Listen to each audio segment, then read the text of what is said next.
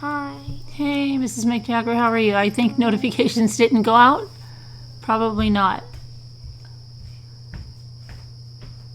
When it's this long for people to come in. Hi, Advocate. Hi, Angie Holmes. How are you? You changed your name.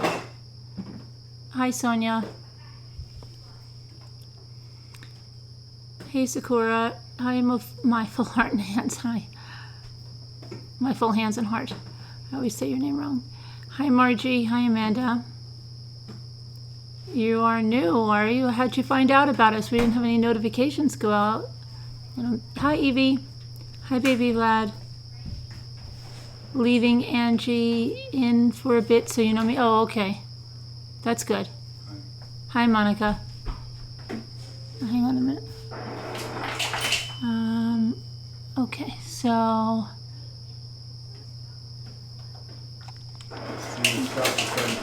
What? The shelf is 7 foot high. Okay, and so... So I don't think that's what? maybe we should make 2 shelves out of one. Why? It's 7 foot high. But the ceiling's higher than that. Huh? The ceiling's higher than that. Not by much. Okay, but I don't know. I'll check it out later. Like a foot. 7 foot high. I like high shelves. We're doing the stuff down in the basement, so that's what that's about. Where am I? Isabel, hi. Teresa, hi. Who all snuck in here? Sassy Darcy, hello. Veronica, hi. Judy, hello. I came on, everybody came in. I couldn't find anybody a minute ago. I swam today. That's why my hair is all like, yeah, nutty. It's good. Too much sugar in what? The limeade, maybe it's not. It's just... I don't think there is. It's really good. There wasn't a lot of sugar in the one I had. Okay. Hey, Sabrina. Hey, Deb on the move. Tonight, as soon as everybody gets in, we're going to talk about the crazy case of Steve Stayner. Thanks, Veronica. It's called, you can get the same thing. Just jump off a raft into the lake. Go all the way. And then don't do anything to your hair when it comes to. When it comes to. Yeah, I know. Hey, J Bells. You're up early. It's too early to be up. You're still in your wetsuit. You have a wet head with chlorine in it. Chlorine is kind of scary. Your husband still asks about Jimmy, baby Vlad? Hey, ink spots. There's the ice maker.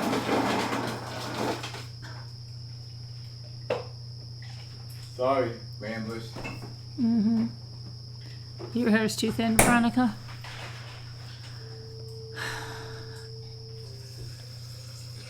I know my first name is Stephen, right? Yeah, but there's... You didn't know Mindhunter had a true story behind it. Oh, well then you'll find out.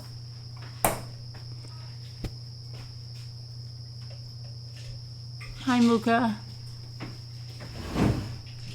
Way too early. Yeah, Joe Kana, hi. Kano, hi.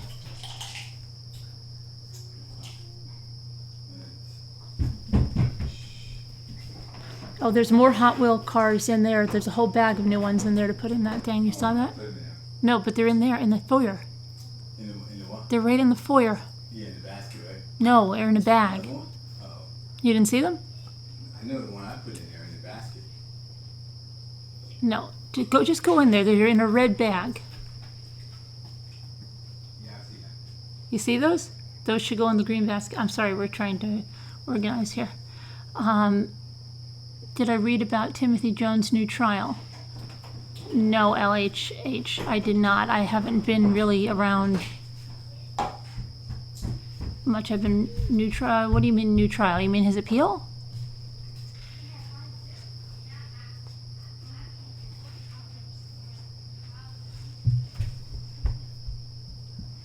I think you mean his appeal? He got a new trial. He got a new trial? Hold on 1 second. Cowgirl, Amber, where are you guys?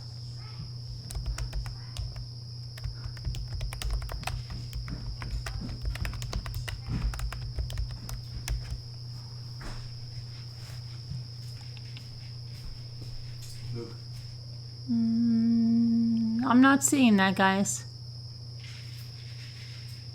I'm not seeing that at all. Where'd you hear this one? I think Amber would have been on the every line of communication to me if that was true, and Cowgirl too, and I don't have anything from either of them. I mean, there's nothing. I just...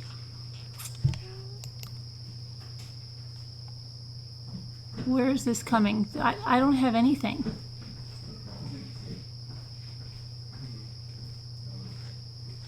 Hold on, I'm going back to the chat. False rumor. Oh, okay, Teresa. Oh, I thought you said he got a new trial. Yeah, it's fake. Okay. All right. But I don't even see the fake rumor. Where'd you see the fake rumor? He didn't get a new trial, not at all. Hey, Scarlet Rain. Hi, Carol Clark. Little Dove.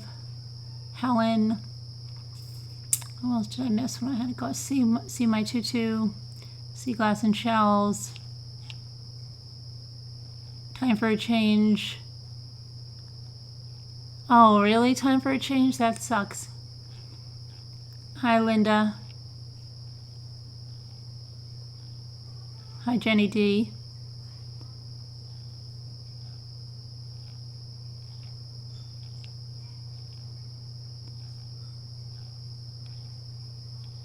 Hi, Alice. Okay, let me just make sure that I put my phone on the charger here and that it charges. Okay. I can't believe notifications did not go out right. Did I take my iron? See, I get scared. I think I did. I don't know if I did. I already took it once. Hey, Max. Have a good day at work. There's nothing. No, somebody said a new trial.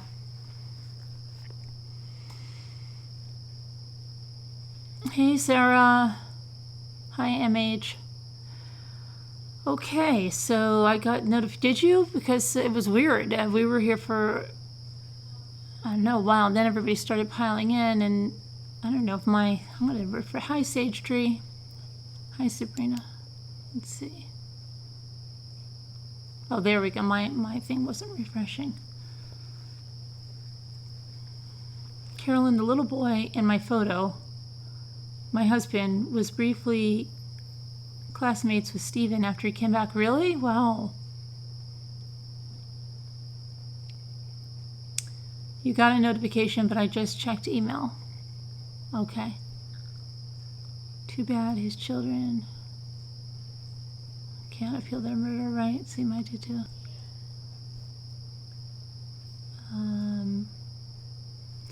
So what did I do today?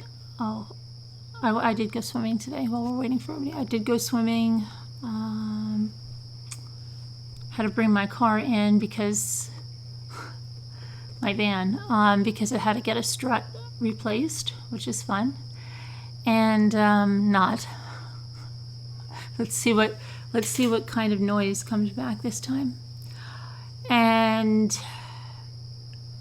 no, I didn't work in the basement. Jimmy's working in the basement. He's getting the basement. I said want to come down there and have my shelves there so that I can organize my stuff.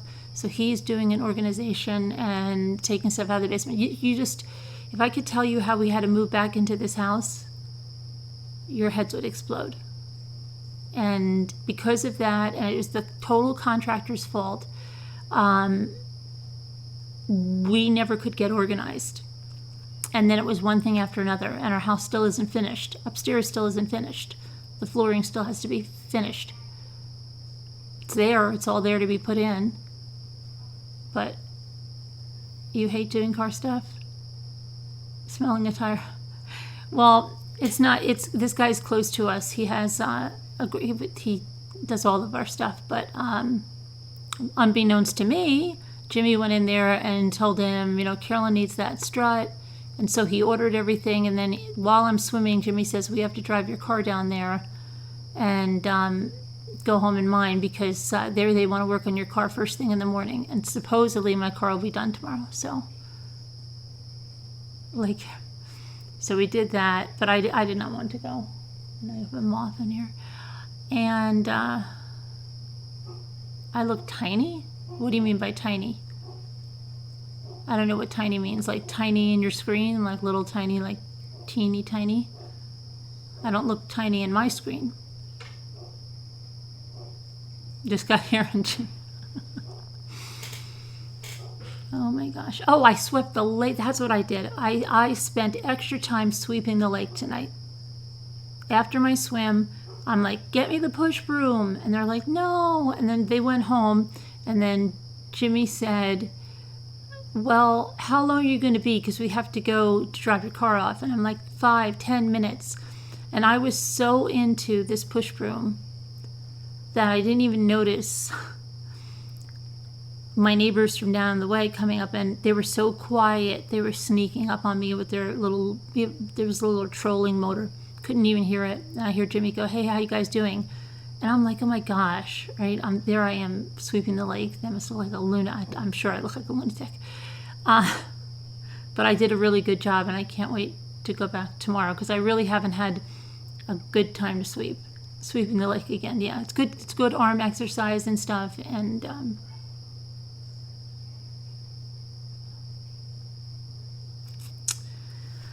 so I don't know.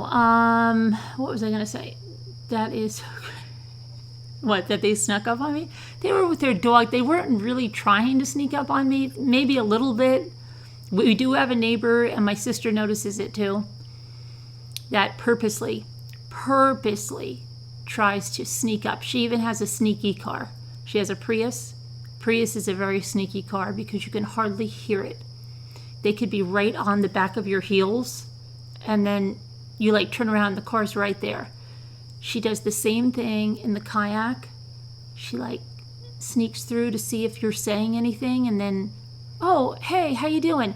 No matter, I thought it was just me. My sister said it's her too. Like she'll be talking to somebody and suddenly look up and there she is. Sweeping the lake. Well, this stuff falls in the lake. Now we had a really windy day. Did I tell you guys how windy it was yesterday? It was windy, like hurricane winds. So branches and leaves and stuff fall in the lake, and then I sweep it out where it goes down. See, because after the dock, that you can see the bottom, and then it drops. Okay, so if you sweep, and then it goes down the drop, it's almost like going into a black hole or something. I don't know. You're not gonna, and then you can see the sandy bottom, and then you can see that if there's pointy rocks, you can take the pointy rocks and throw them out. So that's what I do. I like to. It's very therapeutic. It really is. We used to do it a lot more when my mom was alive, and I'm the only one that's taken on the thing, but I really enjoy it, but I'm not doing it as much as I should. Your daughter has one, and it is sneaky, isn't it? It scares the crap out of me sometimes. I'll be walking, and then you'll hear like, shh, and you'll turn around and, oh my gosh, it's the sneakiest car.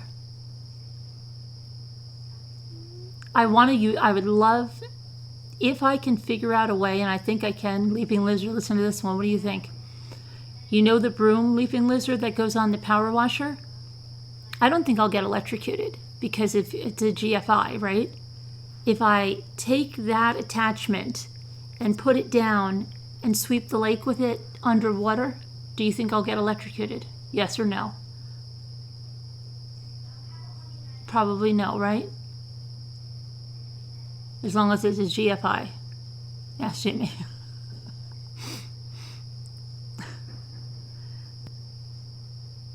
I won't get electrocuted? You think I can use it?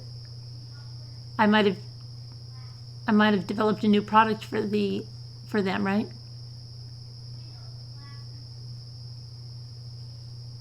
Is it for pools? No. You can't can't submerge. No, but what if it's just the wand though? The wand with the brush. You wouldn't do that? Dangerous. Only pool stuff, please. What I think, Sunjo, if you're listening, that would be a great expanded line for you. Lake sweeping stuff. The wand, you could put the wand under the water, like in a lake. So if I have a brush attached to the wand, I can do that too, right? Wear rubber boots. Yeah, that's good. Not attached to anything. No, but it is an electric power washer. Can I do it or not? No? Do you want to take a chance? What if it does a really good job? We brought it down there and I was like power washing the dock with it on the water. A lot of electrocution. Really, Advocate? A lot of electrocutions near docks? A lot of them? You used the wand in the pool. Was it, Kathy Ann, was it an electric power washer? No, don't do it, Margie says. Leaping Lizard says, I have an extension pole too, Margie. I do too. Can we use it underwater? I mean, not Margie, Leaping Lizard. Power washer, never. Oh, here comes Jimmy. Let me ask him. Hey, Jimmy, tell me something. Now, seriously, if I was to hook up the electric power washer in a GFI outlet, and then had that push broom attached to it. What? Push the power washer, and why do you have my yearbooks? Okay, and then they were in the basement? Yeah. Oh boy. Okay, and then push the power broom. What would happen? Say the whole thing again. Okay, if I attach the power washer right in a GFI outlet, grounded outlet, right? Right. And then I attach the broom part to it, right? Right. Could I stick that broom into the lake and not get electrocuted? We're trying to figure that out. Yeah, because it'll kick off so fast. What are you going to put it in the lake for? What do you mean it'll kick off so fast? Oh, I know what you're trying to do. But yeah, it'll the GFI. I want to power sweep the lake. Yeah, if anything was going to possibly be short, because the motor is in the unit itself. Mm-hmm.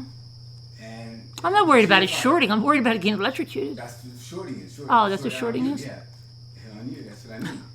If it's going to, it has to do from the unit with the motor in there. So, no, it's not going to do anything. And the GFI usually kind of, it's for use in an area. But in the old days, you couldn't do that because that's how that girl in Colombo got. That's how Colombo solved the murder. Why would she have taken the hairdryer while she was in the tub with her brand new hairdo? Right, that's a different story, and though. that was a different story. But that doesn't happen today. No, usually does. No, because the GFI will kick off. Not unless you're in an old house that doesn't have GFIs. Right, but a lot of hair dryers itself have the GFI in the big plugs that they have. Like we have a big plug. The plug on the power washer has a GFI built into it. And then there was another movie with Martin Short where his wife spilled milk on the floor and then touched the toaster while standing in the milk and she died. Yeah, well, that's Does that happen now? No, because the toaster's plugged into a GFI. Short, So people that watch those movies today have no idea how that happens. And it has to go through the milk, whatever. Veronica's still telling me not to take the chance. Yeah, I don't know. I wouldn't do that. It's not, nothing's going to happen as far as getting electrocuted. It can't happen. You use your gas-powered washer for your pool steps? Okay, well that's something I could. What? No, why? Yeah, we could. I could use the gas one. So you ruled it a no, a Leaping Lizard? You don't want to see me frizzled?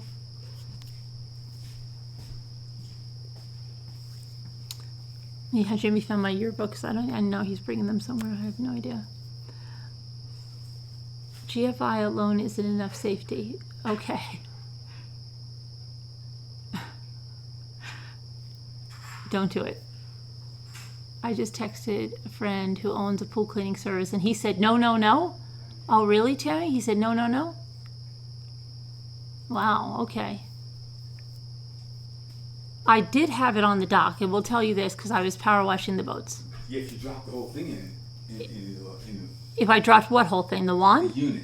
The unit. But what about the wand? The one, that doesn't have any power. And then like the hose was in the lake a little bit. Yeah, that doesn't have power. No? Power is only in the unit part itself. You need to get water on the motor or something on the wires. Okay. They have pool sweepers. Yeah, but this has to be like, you don't know, this has to be like a lot of power. Don't play around with electricity. Okay. I don't understand. Sand, it's sand. Okay, but there's trees. If you look at the lake, you'll see lots of trees. Well, in the fall, those leaves fall into the lake, right? And then the lake freezes. So what happens? It's like a natural mulch.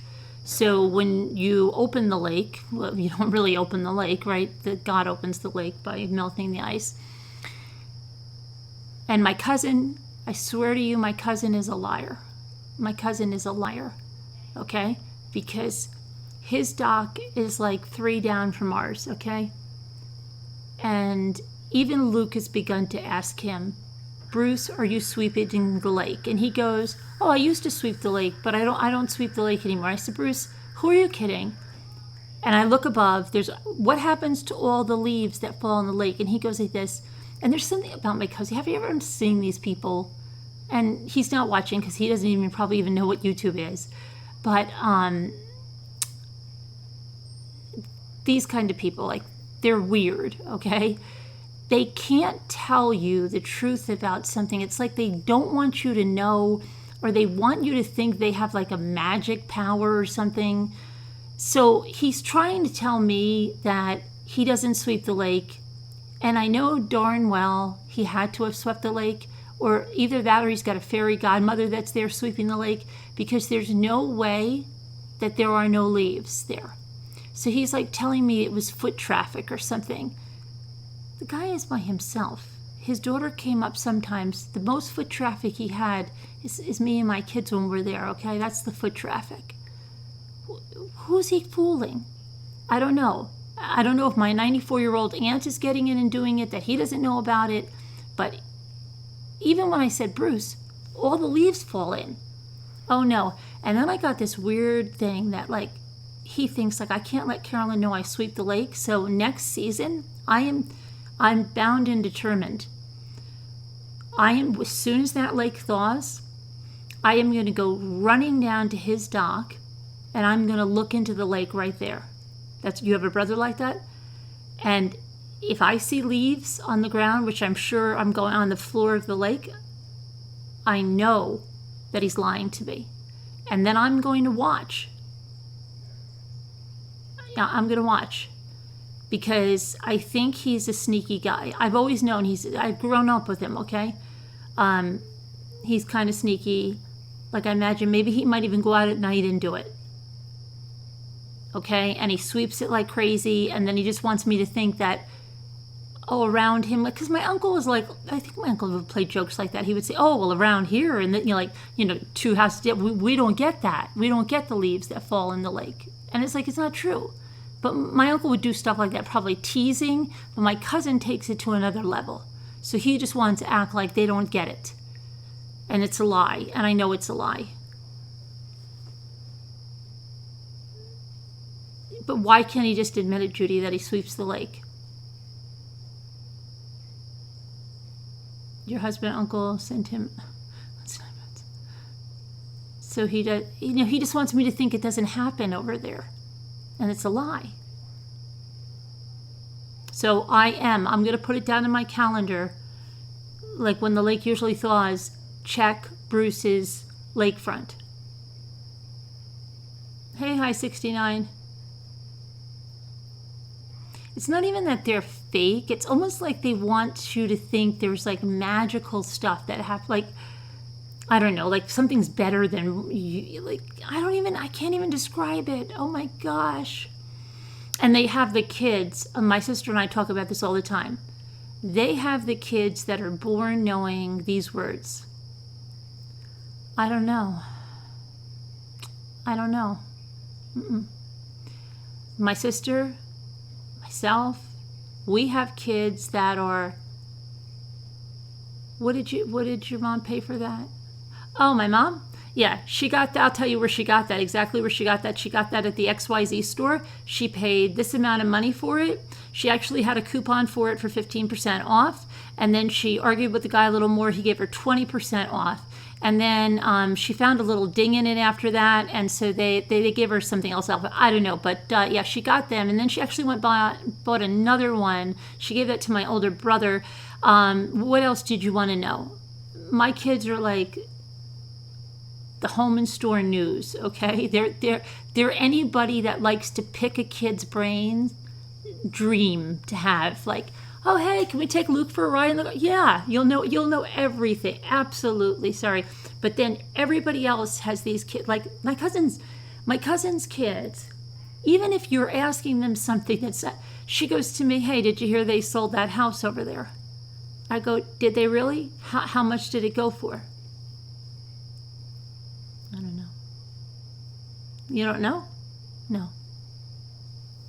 Your friend told you that they sold the house, but they didn't even tell you who bought it? No. You don't know anything else about it? No. Okay? My kids would be probably even manufacturing stuff to do that. And our husbands too. My sister and I say that too. Because Jimmy, I keep telling Jimmy, because a lot of people around this lake, they're very like that. Like need to know. Like they're not going to tell you where they got their dock or where they got that boat. Or so there's this one guy, you know the guy that we found the drone with?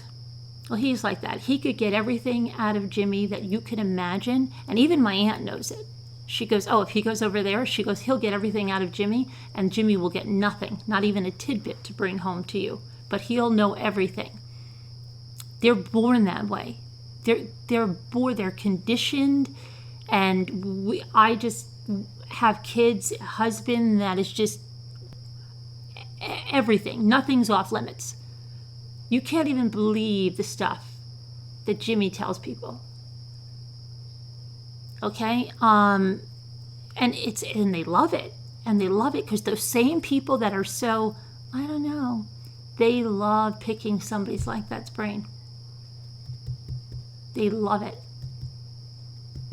So, yeah, and my sister's husband, the same thing. Like my older brother, he somewhere along the line got retrained, and now it's all, I don't know.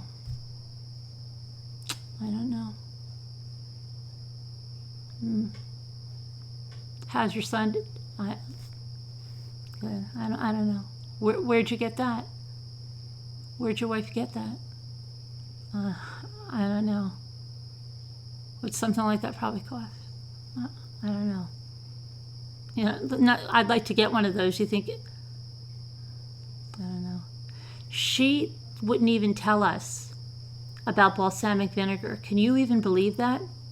She would not tell us about balsamic vinegar. You know when people started using balsamic vinegar a lot, like back in the early 80s, people used to make salad dressing with red wine vinegar, and then balsamic vinegar came into it. Well, my mother and I were a little bit late to the game, and every time we ate at my brother and sister-in-law's house, you'll share if asked in detail, we would say, what is with the salad here? It's so good. I could just sit here and eat like 10 bowls of this. And my mother and I were trying to figure it out, right? And I swear to you, if this was like 2 years, we're asking my sister-in-law, and she's just going,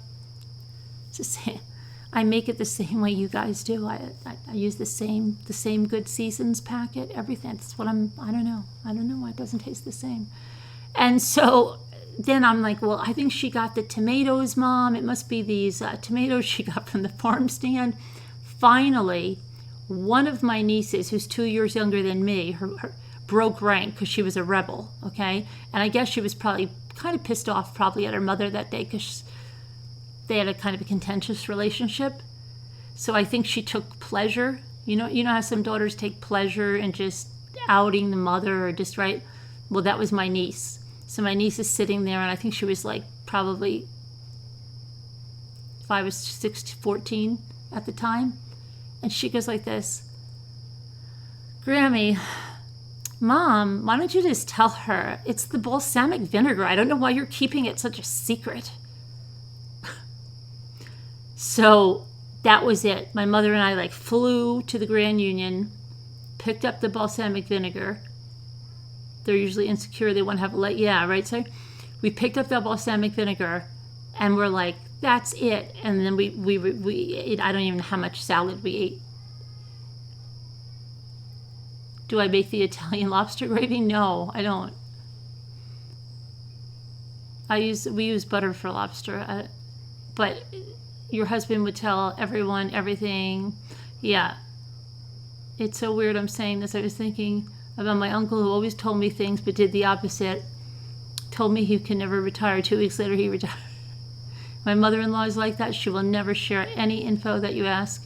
What is wrong with people like that? I get so freaked out with people like that. I really do, because it's like, what the heck? What are you hiding? You can't say it's balsamic vinegar?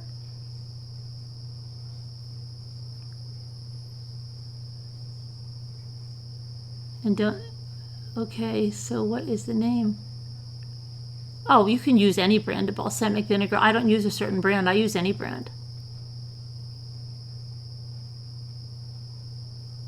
But they want you to tell them everything. I know, Teresa, that's what I'm saying. They'll pump my kids, right?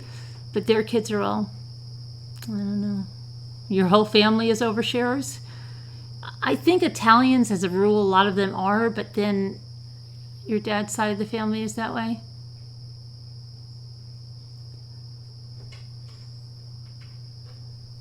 I don't know. So, yeah,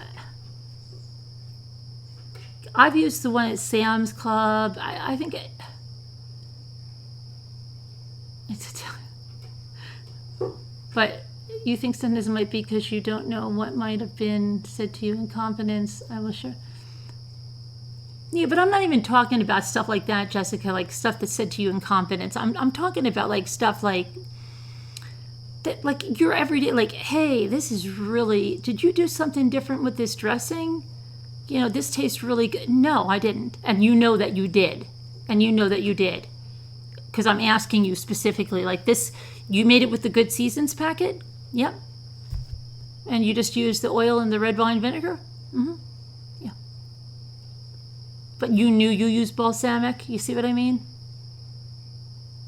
So that's the same kind of thing. It's not that I'm asking you, like, what did your best friend tell you about her marriage? Okay, this is like normal stuff. They like, how much did the house down the street sell for? I don't know. Mm-mm. Where'd you get that new? My grandmother bought it for me. You don't know where she got it? I really like. No, I don't know where she got it. Women should. Oh, sure. But anyway. My kid, oh my gosh, speaking of that, Danielle, our lake house, right?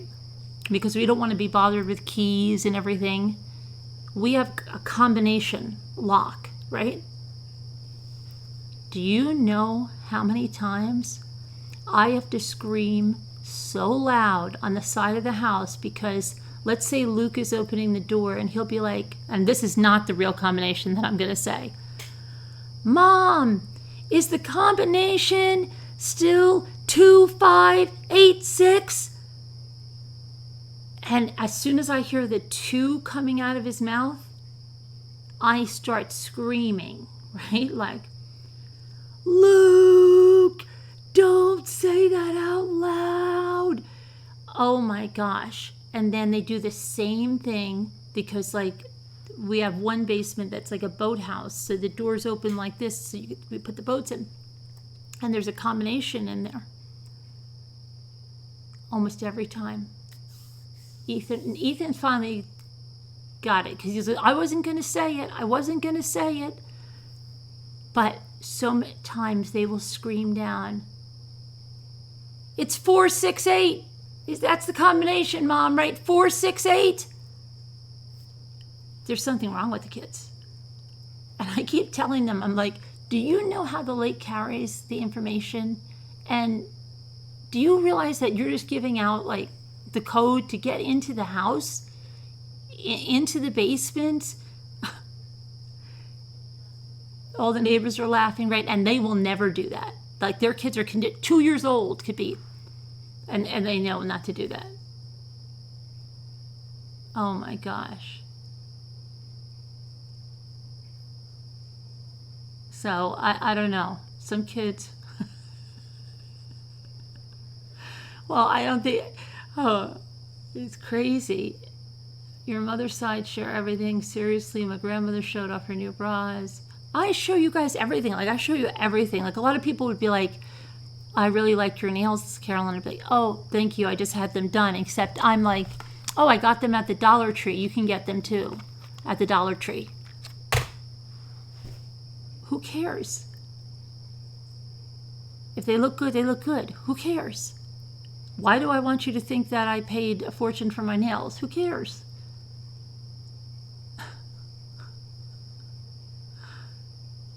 I don't know. So, but a lot of people don't share it.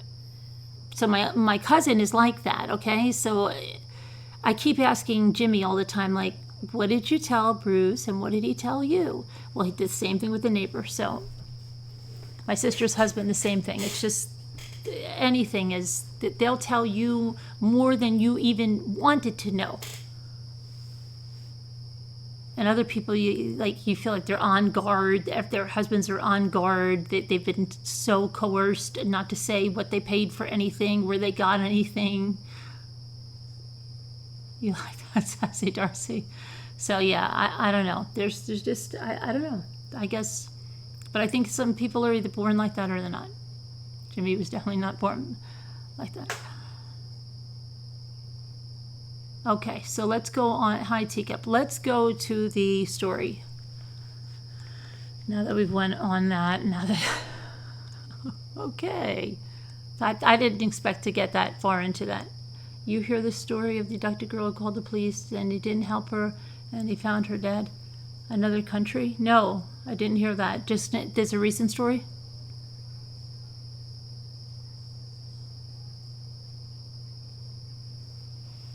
So anyway, I did your family spills the tea, Carol. Everybody in the family. See, because my older brother, once he got married over there, he's not a sharer of anything, even when the wife's not with him. He does the I don't know all the time. I don't know.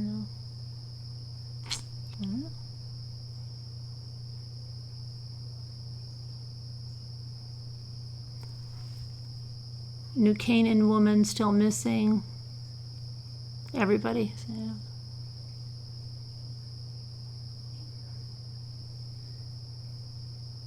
I think some people do it because like they want you to think that they spent more for something than they did, or maybe because they don't want you to think. Well, no, they would tell you something because they don't want you to think that they overspent on something when they really did. And then, so that would be lying about it. But there's other people that like say they got a grandfather clock and you're like, wow, that grandfather clock is really nice. How much did you pay for that? And I'm talking about talking to your brother or something, okay? Not talking like just being rude and talking to a neighbor, but saying that's really nice. I'd like to get one. What would something like that cost me? Where'd you get it? And they mislead you and they're like, oh, this one's really expensive. This is because they want you to think it's a control thing. Yeah, Teresa. I don't know what it is. It's something. Smarter, better than you. But the balsamic vinegar, it was 2 years. It was 2 years before, because balsamic vinegar, like now, everybody uses it. But this, like I said, this was like early 80s. And you taste something different in the salad. And you're like, this salad is so good. Why do I love salad over here at this house so much when I know she uses the same Good Seasons packet? And, you know, we were guessing about everything. There's got to be a little something you're putting in there different. No, nothing. Same thing you're doing. Oh, it's okay, Sarah. We're still on the same subject. I don't know why, but we're going to go to the story now. Your mom and your sister share everything with each other, but my daughter is very different. She didn't tell me until the day she was getting married. Oh, which reminds me, oh my gosh. I got off early last night, right? Well, my two older sons, oh gosh. It was like Chatty Cathy and Chatty Cathy's brother. I don't remember, he called me, and I was actually going to bed. And usually my oldest son, he could talk forever, okay? But the next one down, he'll give you a little synopsis of things. Both of them on speakerphone last night until almost 5 in the morning. I'm like, what is going on with these two? The one's going, you know what, Mom? I'm going to make these videos now. I'm going to come over to the house. You can show me how to, I'm like, show you how to make the videos? Just go and make a video. He goes, well, what do you think of this? He goes, I just got a laptop because he built my computer here. And so he wants to show that he got, again, an oversharer, how he got this laptop for like $200, but then he knew that it could be expanded in a certain way, so that he bought a couple of extra components, and then he turned it into something like, would be like a $1,500 laptop that I bought, but for a fraction of the cost. And he's like, do you think people would want to see that? Would you think people would want a tip like that, me to show them that? And I said, yeah, a lot of people would like that. So I said, if you want, I can upload your video here and then introduce people to whatever channel you have or whatever, right? Are they like Ethan and Luke? I think probably that Luke is probably closest to my oldest son. They're both like that type of personality. Luke's probably a little more outgoing. So I said, you could do that. So then he's like, okay. And I told him something about the video. He's like, no, I'll be up there. You can show me. I said, what do I have to show you how to do it? You just have to show yourself doing it, So then he goes, oh, okay. Mm-hmm. And then they were just yakking about everything under the sun until it was 5 in the morning.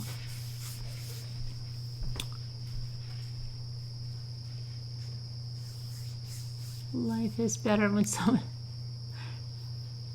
But you see, that's another thing. Like, on the mother, they're the kid. They should be more tech... Oh, and then listen to this one. My 25-year-old son. And if it's one of you, you're going to be in big, big trouble. My 25-year-old son says, Mom, this woman comes into the restaurant. I told you they have a restaurant, right? He said, I spent 2 hours talking to her. Really nice. We're hitting it off like crazy. We're hitting it off. She lives up near Syracuse. Yep. And I don't know. I mean, I'm not looking for a relationship. My 25-year-old does not want any relationship, okay? I'm not looking for a relationship or anything, but we were hitting it off really, really good. And I really liked her kids too. And I'm like, her kids? And he's like, yeah, she had these kids. They're really nice, really great kids. He goes, but Mom, guess what? I told her, look, I don't want to seem shallow or anything, but how old are you? And he's like, Mom, she looked really good. Okay, I was thinking maybe 39.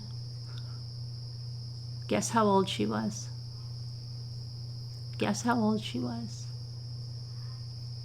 49. I said, and you never saw her before? No. And she just stopped in? Yeah, she just stopped in, and she just, I don't know what it is, Mom. These older women, they love me. So I said, are you kidding me? He's like, but she looks good, Mom. She looks good. I said, Mike,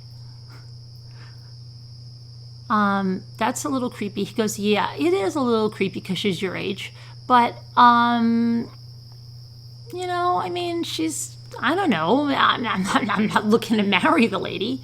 So I said, oh my gosh. And he goes, she told me that she has horses and I could go up riding. And I told her, I really haven't ridden really. My mom used to ride all the time, Oh, this is why I think it might be somebody here. Listen to this one. He goes, my mom used to ride all the time. My mom's originally a Jersey girl. And oh, really? Where? Oh, Upper Saddle River? I know exactly where that is. I know exactly where it is. I know, yeah, Mom. Yeah, your mom. Exactly. So I said, wouldn't it be weird? I said, because a lot of people in this chat are that age. If somebody went in there and was seeking you out, Mike, right? Because she could have an ex-husband. So he goes, I don't know. I might go up there and do some riding. I don't know. Because I'm not going to get involved in anything. And I'm like, okay, she's toy shopping. It's weird, right? It is weird. I couldn't believe that one. Yeah, he told me that one. And what else did he tell me? These cougars after my kids.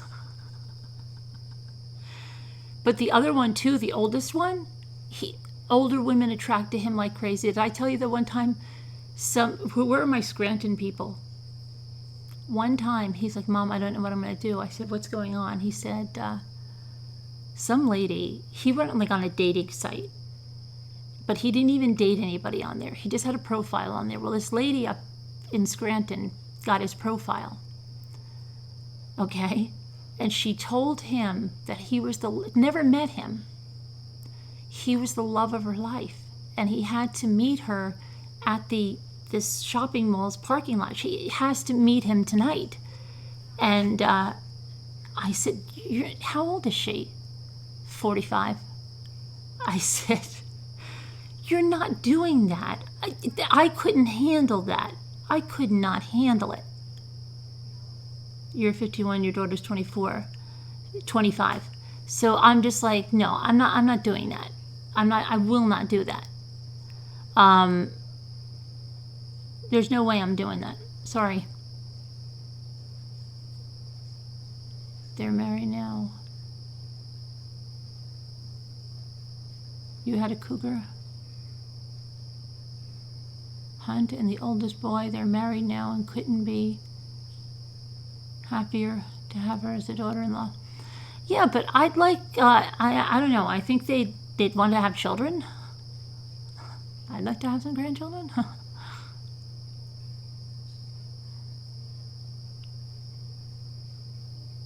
Can someone with a young, beautiful daughter, please? You could not date someone my child said. No, neither could I. That's why I can't believe that 90 Day Fiancé, when they're bringing in, like, when the one in Georgia was bringing in that 23, 24, I can't even imagine having someone my son's age. Hey. He could have been robbed or beat. He didn't go. He didn't go. My husband's friend married a girl 25 years younger, and you want to puke. Yeah, right? It's like that, yeah, that guy on 90 Day Fiancé is like 61, and he got an 18-year-old, and then he told her don't touch the windows, and treated her like one of his kids. Yeah, seriously. And what would we... Hey, how you doing? Good. Where'd you go? Oh, you have that too? Yeah. I would love grandchildren too. My daughter's been married 5 years. I would like to be so. Well, I tell them that all the time. I say, I had you guys so young. Everybody told me I was going to be like such a young grandmother. I said, now the way you guys are going, this is just ridiculous.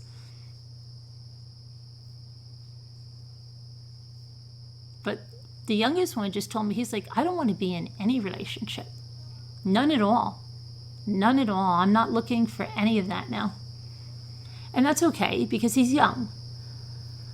But He wanted to make her pay the ex-wife that left him. His daughter no longer speaks to him. Wow. Your neighbor's 65. Her man, 38. Yeah, I don't get this. See, I don't know. You could paint rocks together. The youngest one is smart. Yeah. Well, he had a girlfriend that he thought he was going to marry, and no, and he's very picky. Your stepson married a woman 17 years younger. He tried to tell his stepdaughter 2 years younger she was grounded. That's weird stuff. But anyway, so they kept me on the phone until 5 in the morning. You did, Teacup? A grandson born yesterday? Congratulations. Did you get to see them, or are you far away? Your son gets women shaking their everything in front of him when he's playing. Oh, I'm sure, Sharon. He looks everywhere but at them. If I'm there, I just sit and laugh. It's pretty funny.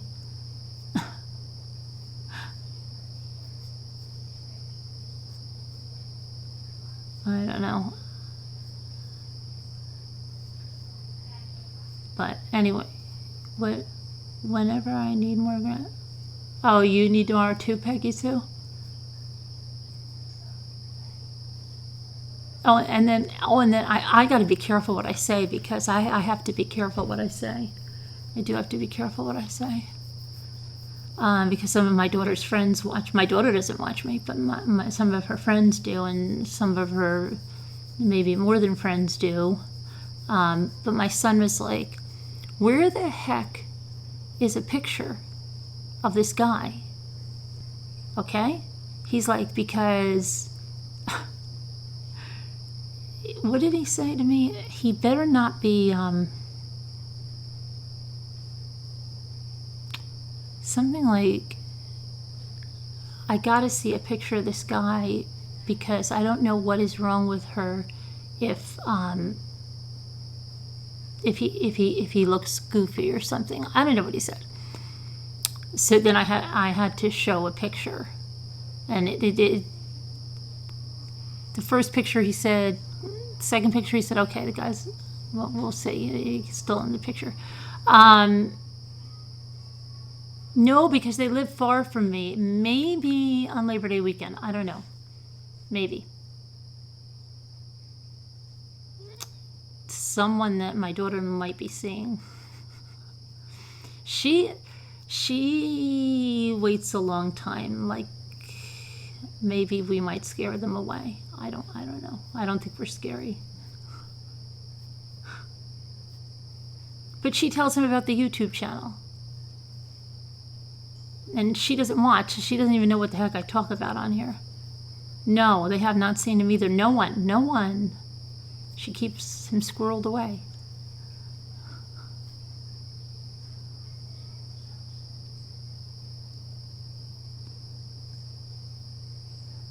Maybe he just likes her horses. Maybe he really wants to go horseback riding. I don't know.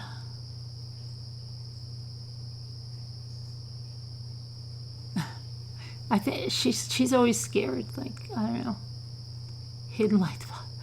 She gets scared. You're 62 and no grandkids? No, but you don't even know how many people told me, oh my gosh, maybe you might even have a grandkid by the time you're 40. That'd be crazy.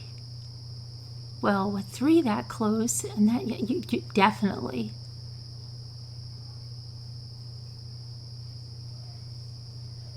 Didn't happen. You have a son 35, daughter 26, neither married, no kids. Yeah, I think that's the way it's going.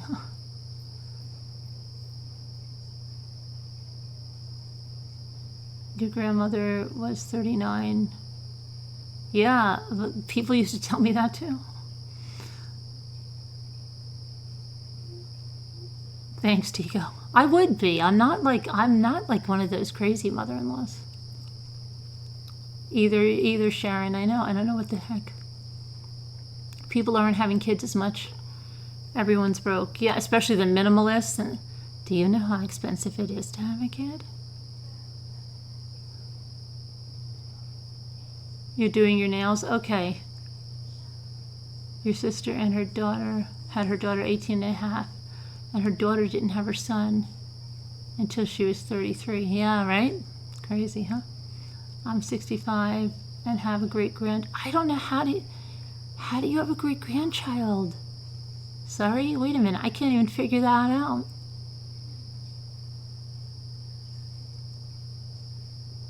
Congratulations, though. You have one grandson and he's 16. You have one grandson and both daughters say he's the only one. Your kids are 43, 39, and 26. 43, 39, and 26. Wow, there's a big gap there, right? 26. Every family had the whoops story. Oh, that's us, yeah. The whoops. Take a second honeymoon to Italy while you have no grandbabies. Oh, I've got little kids, though. I don't have anybody to watch the kids.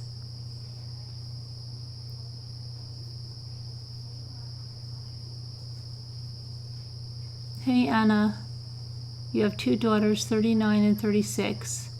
Then twins, 18. Wow. Wow. Wait a minute. Wow, Teacup, that's crazy. So your other children were 18 and 21? Is that right? What are the twins, boys or girls? Or boy and girl?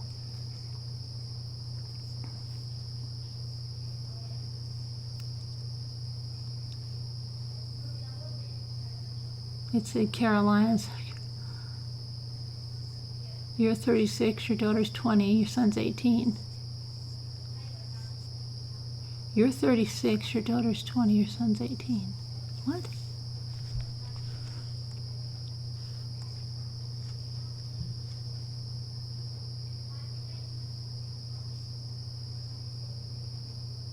You're a teen mom. Oh, that daughter. Oh, yeah?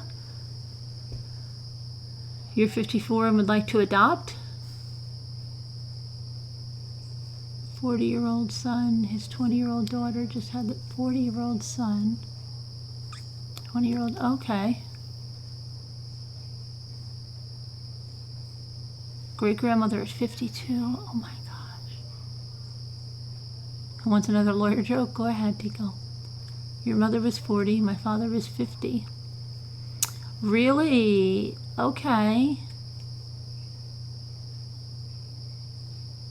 I don't know. So they were 10 years apart, huh? Oh, identical twin boys? Wow. You gave up on the idea, but you might bluster? Why? You're only 32. You're 42 and your son's 22 and you want grandbabies, but he's not ready. Yeah, 22 is kind of young.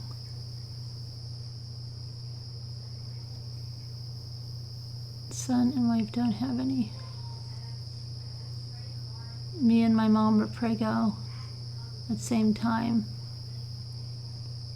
Yeah, well, I'm 2 years apart from my niece. I know a lot of people that were like that had... You're almost 46, you're blessed with 5, 6 through 17. Took my husband and I a minute to get pregnant. They started rolling in, so I had my tubes tied.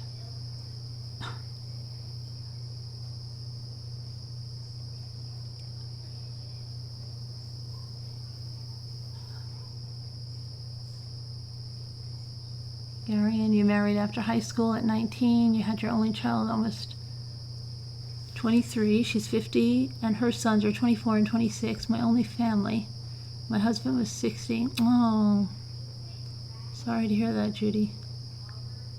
My uncle and I are the same age. Yeah, there's a lot of kids that I grew up like that had very I have they never even called me aunt because we were more like either brother and sister or something, but then aunt.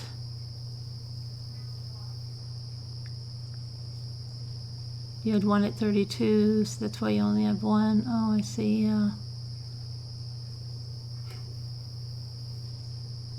I'm the only child and I'm not having children, your choice.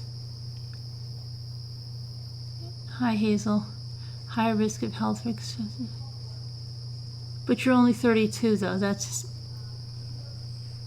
I was born to a mother that was almost 44. They also say those later in life babies, they have a genius potential.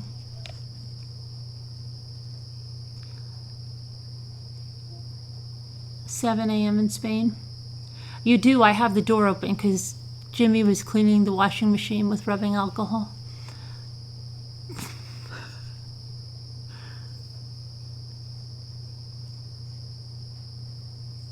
Change of life. It wasn't even a change of life for her because my mother didn't go through the change of life until she was in her 50s. But there is, but you know, I found out that it's not always what you think it is. There's a lot of other factors in there.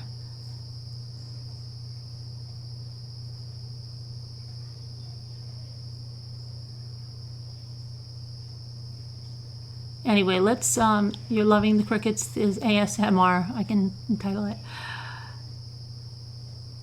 Both my daughters were told they couldn't have kids, and now they have. Yeah, a lot of people were told that too.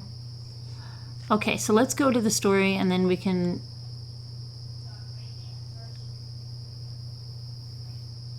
Thanks, Brenda.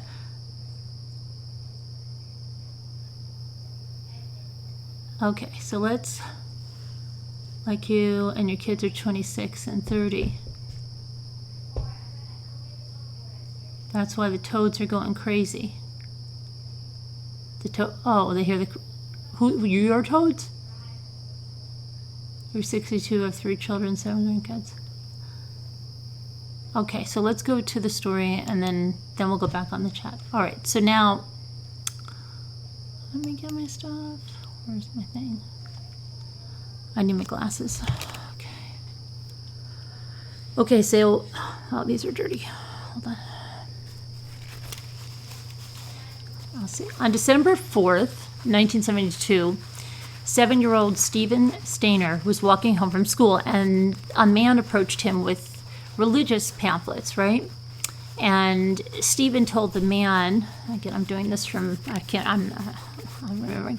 Stephen told the man, I think my mom would donate. So the man said, well, why don't you get in the car? I'll drive you home to your mom, to your house, and you can ask your mom. But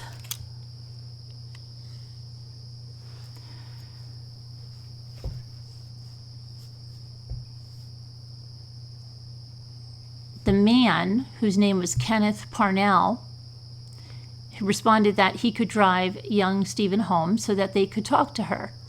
Now, Stephen was at first reluctant to get into the car, right?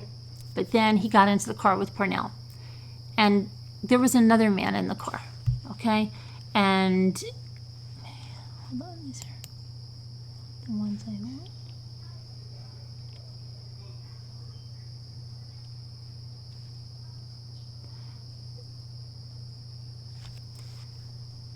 The driver was the middle-aged man named Kenneth Parnell, and he was a master manipulator, okay, who had convinced his accomplice, the mentally slow Irving Murphy, that he was a religious leader. That's why they were handing out the pamphlets, okay, whom God called upon to spiritually guide the young boy.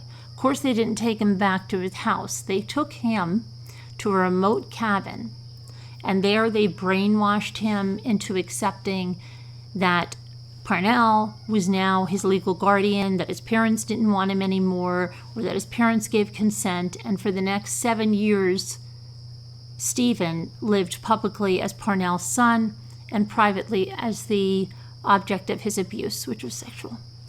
Okay, so now let me get the pictures. I wanted to put a picture up with that, and I didn't.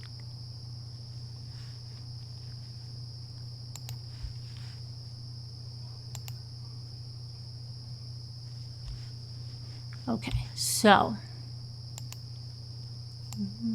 let's go on to the next thing. But then as Stephen got older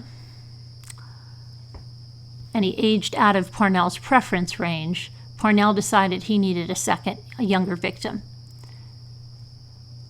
So the psychologically battered Stephen never tried to escape. The thought of another boy going through what he did, though, was just too much for him to handle. So to get this other boy, Parnell tried to get his friend, Barbara Mathias, who also molested Stephen, to do the deed for him. And he would always stay out of the line of fire, okay? He was driving the car, I think I misspoke before, and it was the slower-minded guy that, Irvin Murphy, that approached Stephen and put him in the car.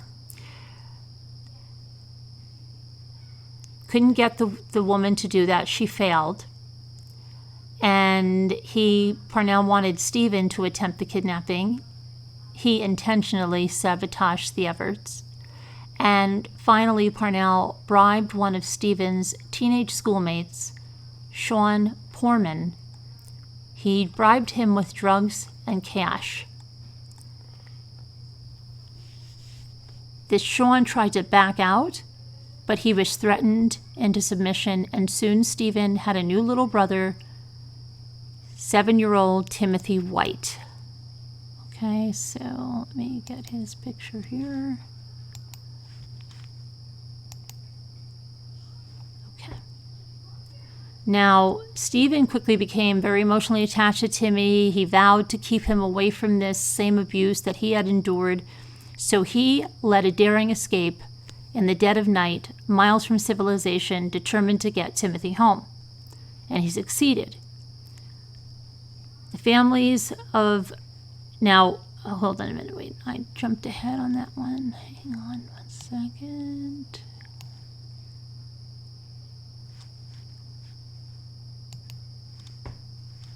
Shoot, where's my...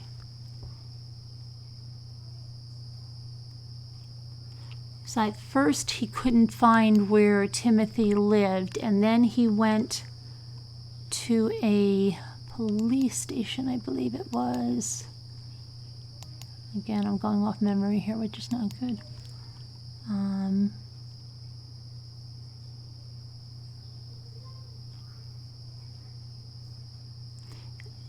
believe it was, let me see. It was a police station, and he was going to go back home, and then the officer recognized Stephen, and they both ended up back home, okay? But it didn't just go so great, okay? Both families were overjoyed to be reunited with their sons, and Stephen was hailed as a hero. The nation wept over Stephen's bravery and resilience, and Parnell was taken into custody. So it sounds like it had a happy ending, but that's not exactly true. When Stephen went back to school, now Stephen had a brother, okay, who felt that first he felt responsible for Stephen going missing. And then while Stephen was missing all those years, his parents were consumed with that. And he just felt he, fell by the wayside. Now Stephen comes back home, and everybody in school is at first, all over this in the town. So he's even feeling more left out than ever. But we'll get to him in just a minute. But eventually what happened is that he was teased, and Stephen was teased in school over the sexual abuse he endured. Even though he had a girlfriend, he was raised by his kidnapper to feel free to drink and smoke as he pleased, and this return to his healthy, normal home put him at odds with his parents. So believe it or not, his father actually kicked him out of the house. Okay, this child that they were looking for kicked him out of the house because things got so bad right? And as Stephen entered his early 20s, things started to finally look up. He was living a more stable life. He had a wife and 2 children. He was training to become a security officer. He had joined the church. I'm just getting another picture up here that I should have had up there.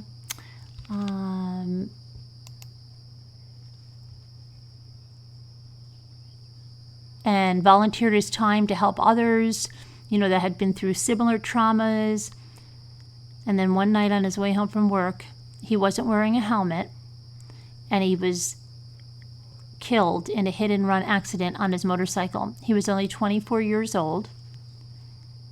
Stephen's wife was furious with the driver, who left her husband to die in the street, and he was punished with just 3 months in jail and a $100 fine. Okay, and I'm looking for a certain picture. Let me see, is it over here on this one?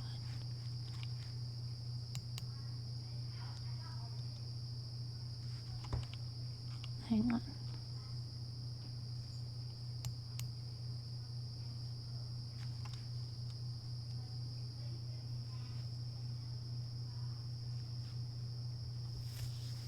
Okay. Come on. I'm trying to get a certain picture I want to put up here, and my computer's being slow. But we're not done. This story has... We're pretty different. All unique in our own ways. Somos muy diferentes. Verizon knows everyone in your family is different. Oh my gosh, hang on a sec. That's why Verizon lets everyone mix and match different unlimited plans. Rash is the gamer. This is my office. And now with more plans, Sorry about everyone that. gets what Okay. they need without paying for things they don't. New plans start at just $35. Make sure you can hear. Can you hear me or you can't hear me? Now I'm on mute. Hold on. You can hear me. Okay. You can hear me. You can hear me. Oh, wait a minute.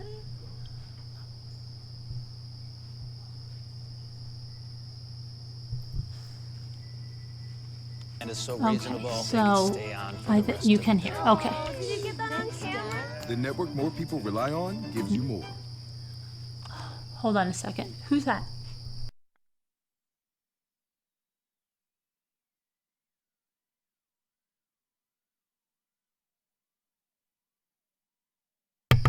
Okay, our friends are calling again.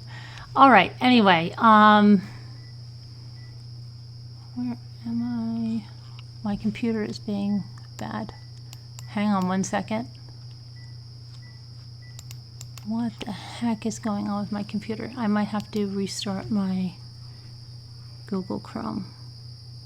Let me see, I hope I don't have to. Let me see if I can...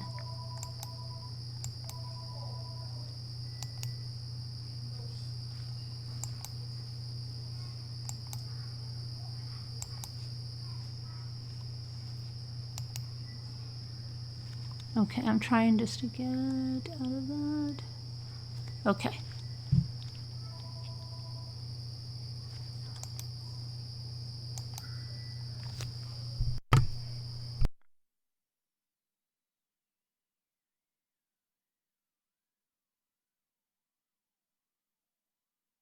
That. Okay, sorry guys. Let me see. I think I do have to. Oh no, maybe I don't.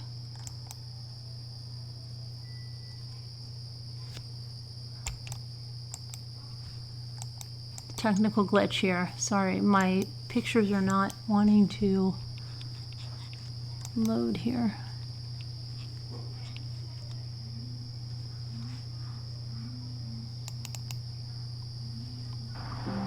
Come on. Okay, I think I The finally story got starts in Merced, California. it. Except that is not. It's in the middle of that's nowhere, not where I surrounded was. by almond groves and peach orchards.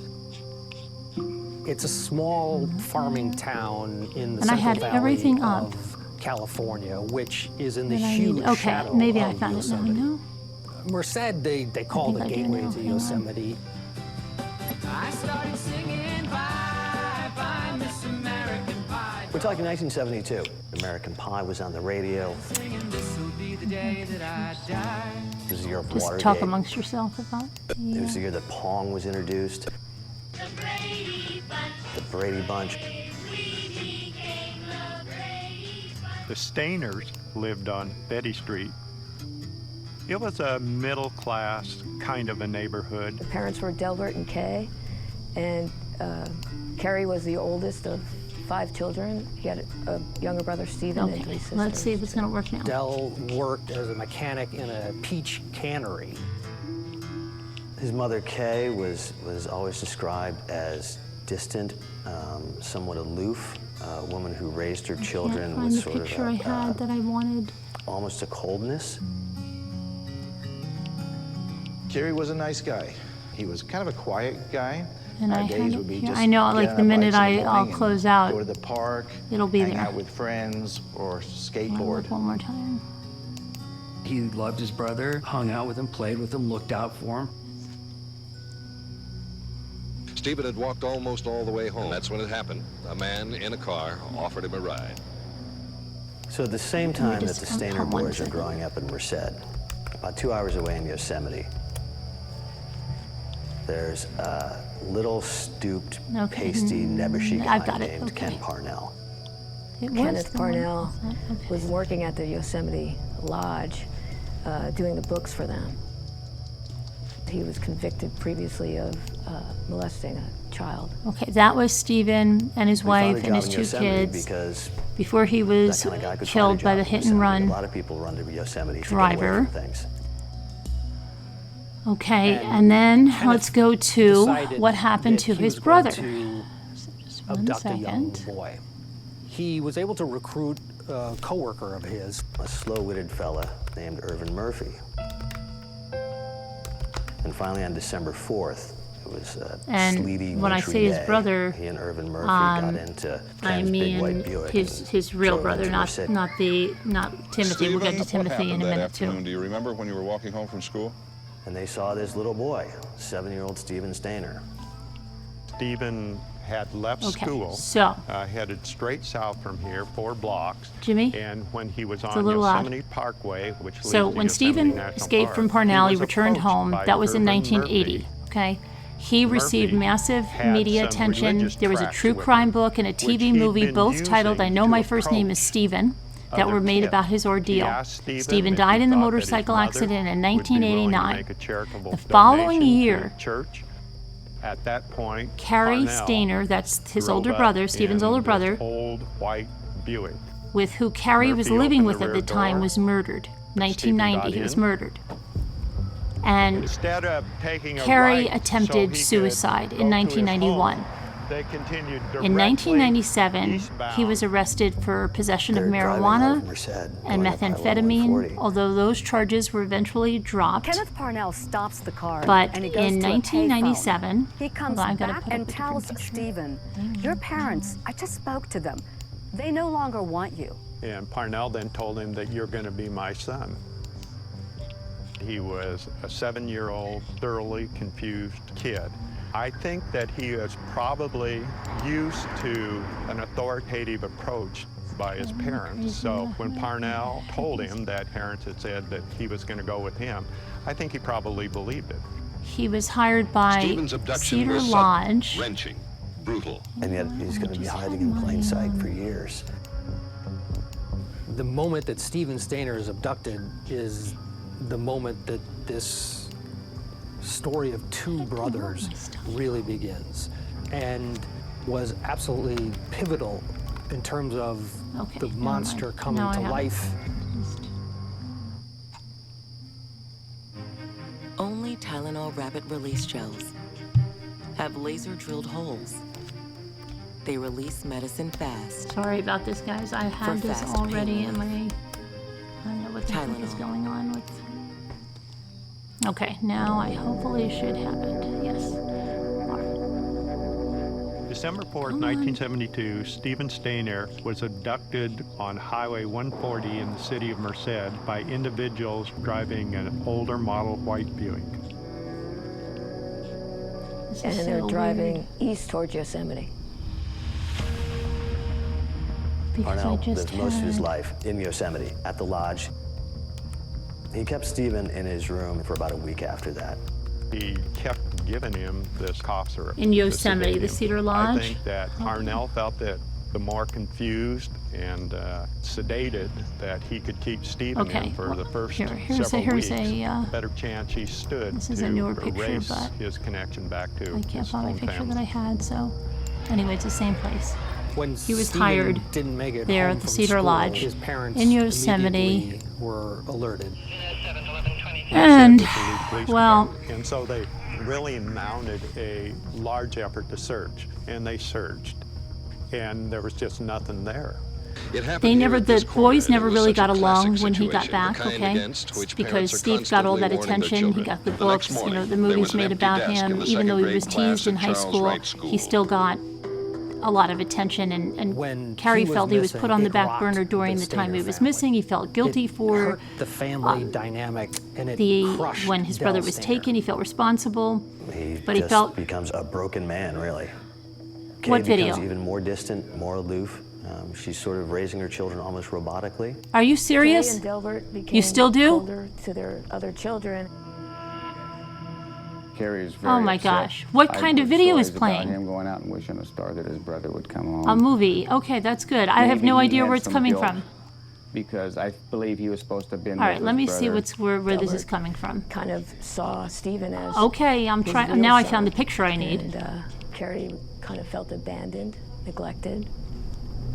Is it done now? It has to be.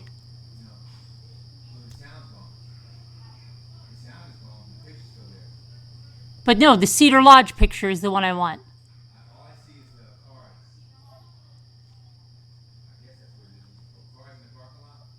What is going on? Why is that? Okay, I am so confused. I don't hear it anymore though. Yeah, see the light. You guys see the light on there. You're right. Okay, that was good. All right, so now I don't even know where I am. Okay.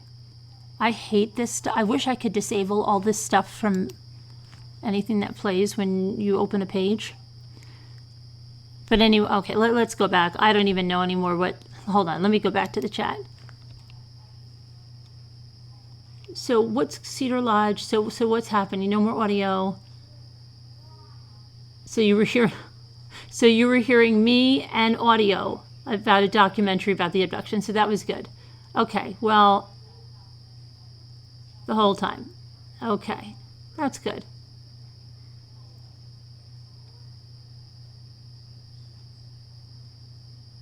All right, well, then you got double the stuff there. Okay, so let's just go back now with Carrie. I keep calling him Corey. Okay, so here's Carrie. And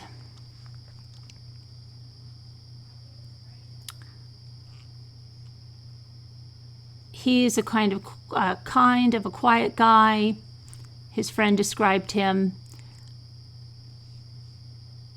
They would hang out with friends or they would skateboard when they were younger, but let me see here. No, I am so lost now. Now I've got my pictures, but I'm on the wrong stuff that I'm supposed to. Okay. This is turning into great. Okay, so in 1997, Stayner was hired as a handyman at the Cedar Lodge Motel in El Portal, just outside the Highway 140 Arch Rock entrance to Yosemite National Park. And between February and July of 1999, he murdered 4 women there. Carol Sund, her daughter Julie Sund, their travel companion, Argentinian exchange student Silvina Peloso, and Yosemite National Institute employee Joey Armstrong.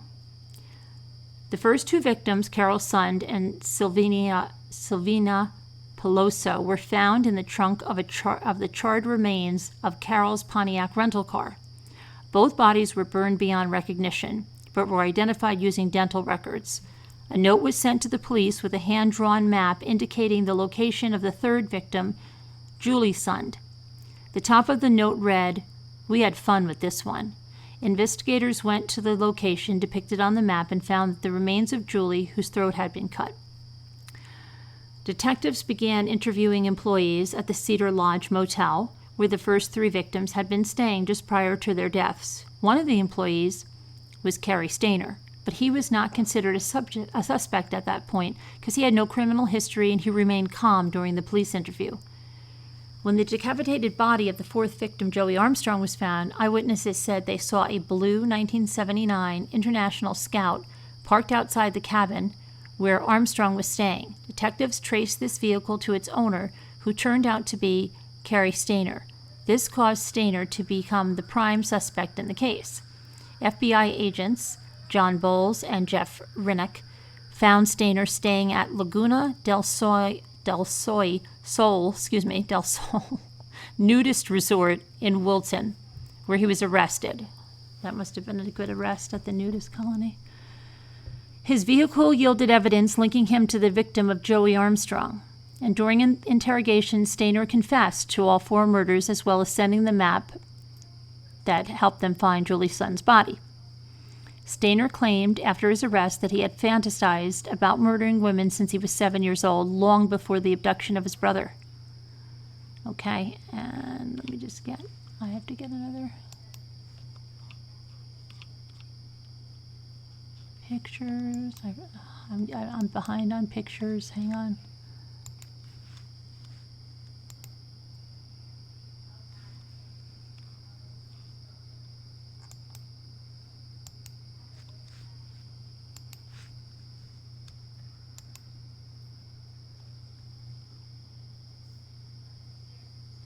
Okay, so soon after he confessed to murdering Carol's son, Julie's son, and Silvina Peloso, I went to ask if Cary wanted to talk.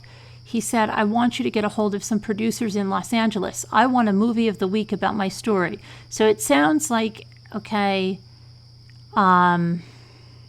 he was jealous about Stephen having the movie about his story, because there was a movie made about Stephen Stayner, and he wanted the same treatment. He wanted the world to take note.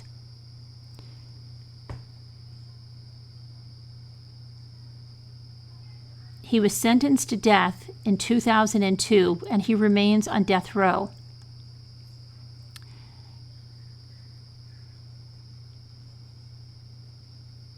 And there's always been thought, like, is there a direct cause and effect between what happened to Stephen and what happened to Cary?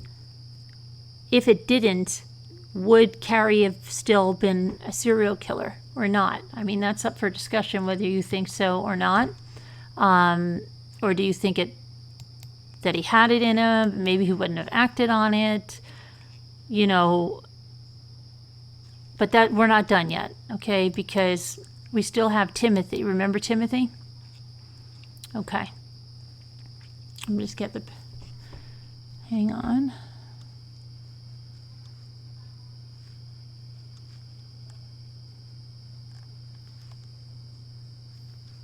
So let's go back to Timothy.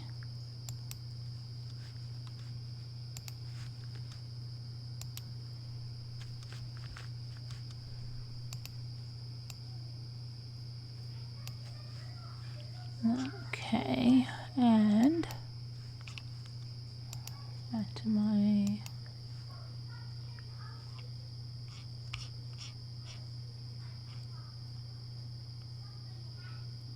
Okay, so Timothy White's return home was a lot smoother than Stephen's. Because of Stephen's heroics, Timothy did not have the years and years of abuse to recover from that his savior did.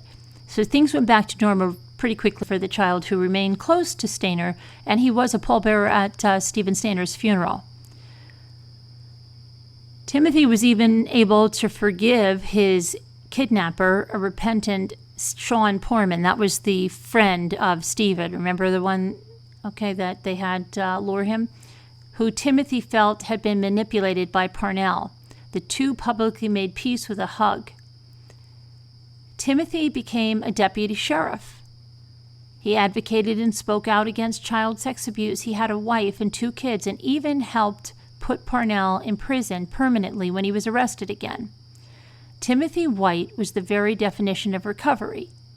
He went through this traumatic experience, he came out stronger instead of letting it defeat him, and then he suddenly dropped dead. At the age of 35, he had a pulmonary embolism that took his life. So, after all he had been through, this random embolism ended his life. Just really crazy, the twists in this story, right? I mean, just absolutely nuts. And then there was this statue made to depict Stephen and Timothy. But yeah, a very sad story. You won't find answer in this stuff. Bad spirits, you say?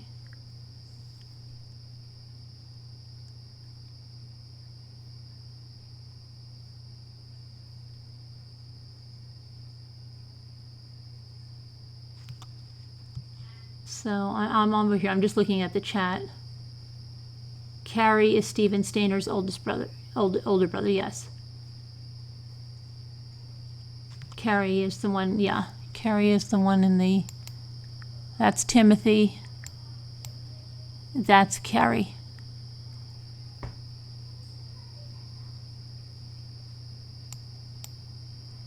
And those are the victims. That's the car. That's Carrie when he was younger. That's the Cedar Lodge.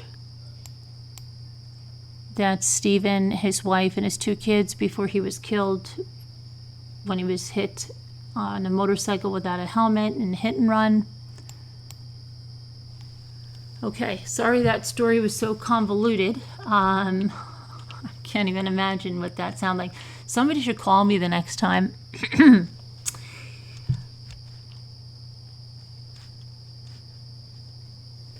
Carrie is no Tim Jones. Carrie is no Tim Jones. How did we get Tim Jones? Missed that one. The Yosemite. But look how that's all connected. Isn't that crazy?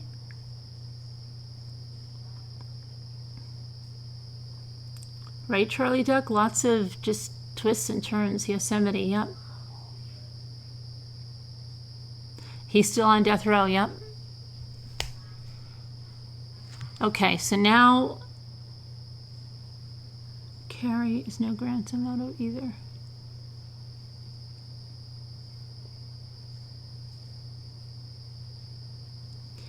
I think he probably got out and then he wasn't away for good, and then Timothy helped put him away for good when he was arrested again.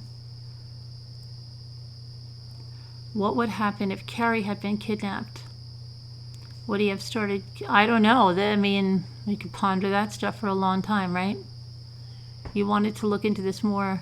Yeah, I'm sorry that it was so, I don't know, it must have been very confusing with some video playing and me talking, and that must have been crazy. I even came back here to see, and this, but see, you were hearing it through the, so even though, okay. I don't even understand. But anyway, sorry about that one. Let's see if we can do the Mindhunter, which should be much easier. I'm just going to get rid of all my stuff here. I do not need this.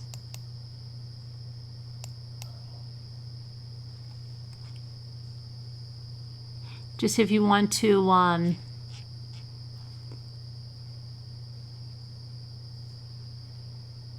some more information that Carrie, when he attempted suicide, he did so with carbon monoxide.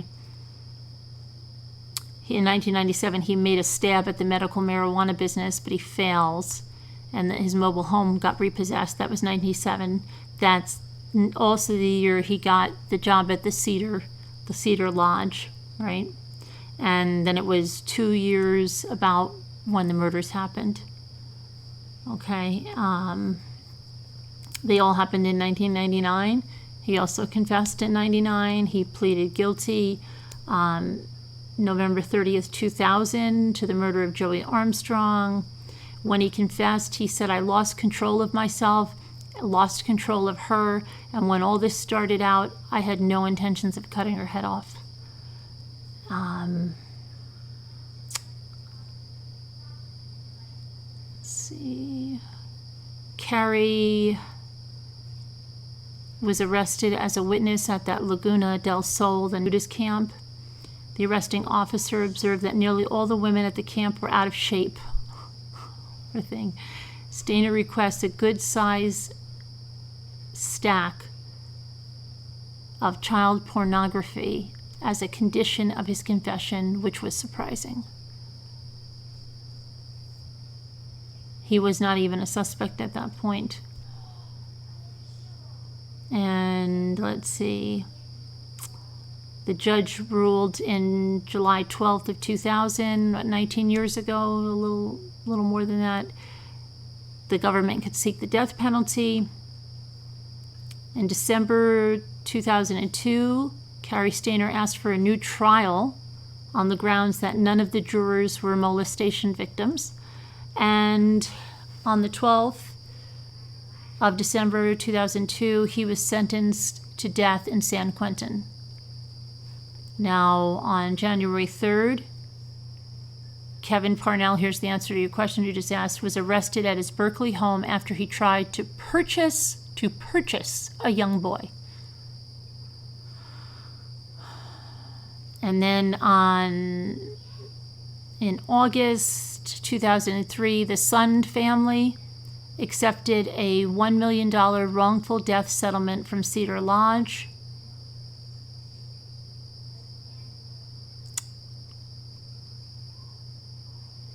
Now, during his trial, Carrie pleaded not guilty by reason of insanity, his lawyer citing a family history of sexual abuse and mental illness manifesting itself not only in murders but in Stayner's admitted pedophilia. He at one point requested that pornography for his confession, his obsessive compulsive disorder. He nevertheless was found sane and convicted of 4 counts of first-degree murder by a jury in 2001. In 2002, during the penalty phase, he was sentenced to death. An appeal is pending. Okay. Now, amid the nationwide publicity on the case, the FBI was heavily criticized for not arresting Stayner before he murdered the 4th victim. There is also speculation among some law enforcement officials and forensic science specialists that Stayner did not commit the murders by himself, but to date, no one else has been charged in connection with his crimes.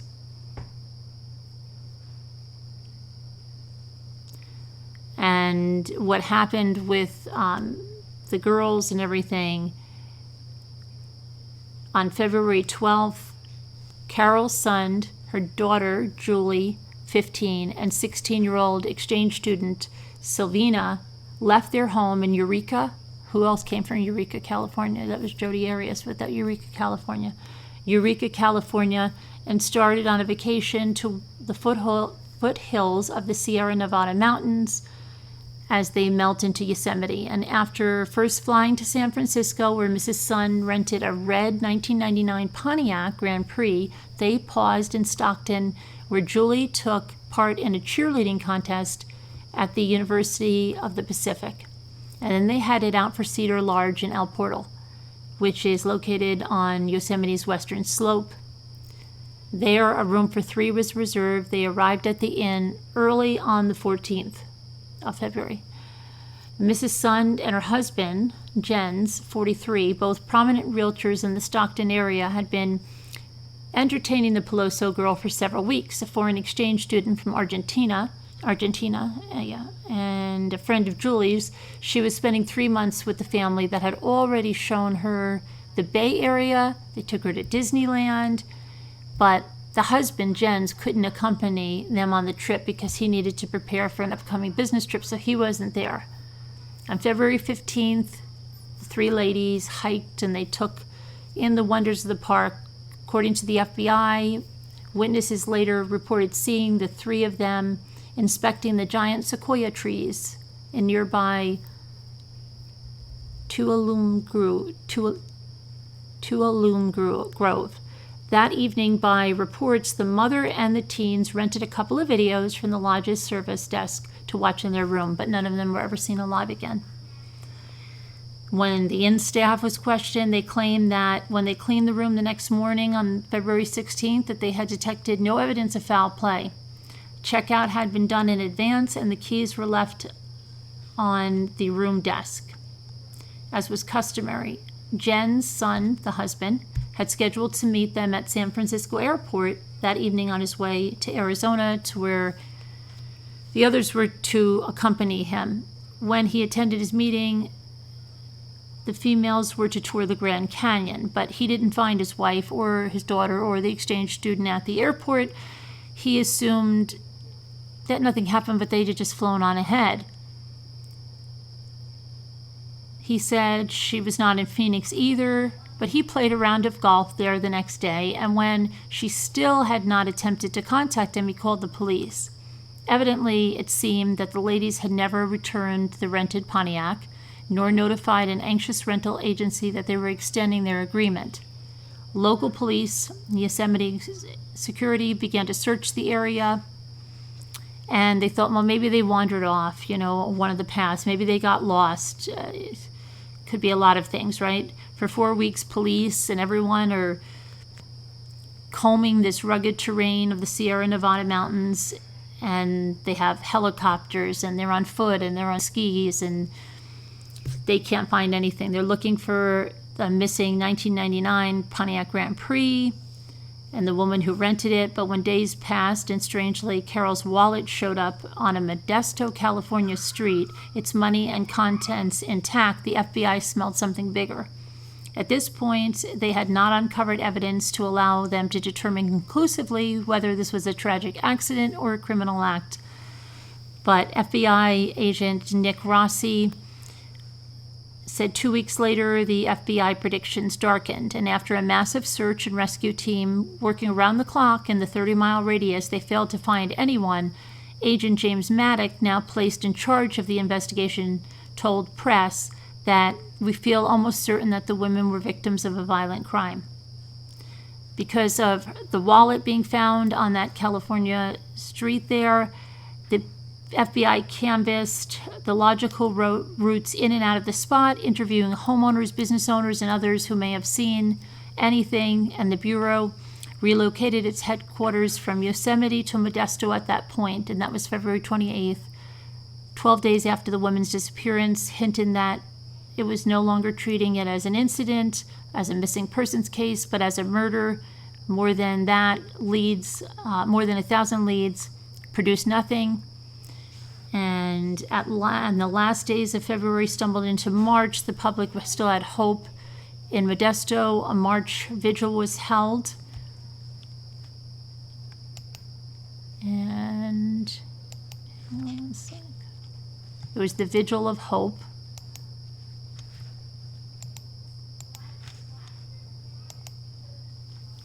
And let me go back to the okay.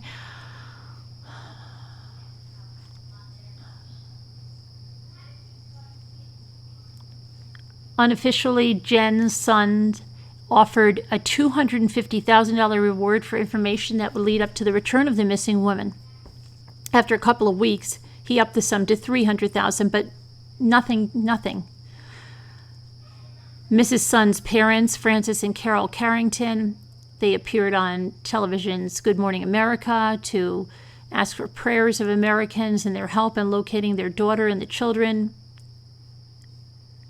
Nowhere else were expectations higher than among the other Sun children who believed their mother and sister Julie would be returned. But by the middle of March, even their anticipation sagged. Her mother, sisters, and family friend had been missing for a month by the time Gina's son read her poem in front of 1,000 or so people gathered in Modesto. Writes, time, Deep in my heart, I know something my mind does not want to learn, said Gina, 13. I try to stay strong because I know that's what you'd want your baby to be, but Mommy, I don't want you to leave me. This came as a hard reality. The son's worst fears were confirmed when a hiker wandered onto the site of the burnt-out 1999 Pontiac hidden off of Highway 108. And later in the day, the California Highway Patrol verified the car's license plate as Mrs. Sun's rental vehicle. They immediately notified the FBI, and they found the 2 charred bodies in the trunk. The corpses were unrecognizable, but they identified them, and of course Julie was not there. Spotting the vicinity out along Highway 108, the FBI started questioning locals. They started stopping cars to see if anybody knew how to find Julie, and it was near Lake Pedro that they found the badly decomposed body of Julie, whose throat had been cut. Throughout the next several weeks, the task force rounded up suspects and interviewed people, but it went on and on until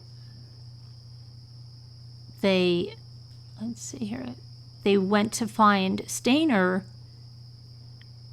in that nudist colony, and then he ended up, like I said, confessing and then death row. But okay, so there's a lot. There's a lot on that. You can read a lot more details. There's a lot of information about it if you want to research that yourself, but lots of stuff. Now, let me go to, I don't know, I get so freaked out when everything goes convoluted like that. Now,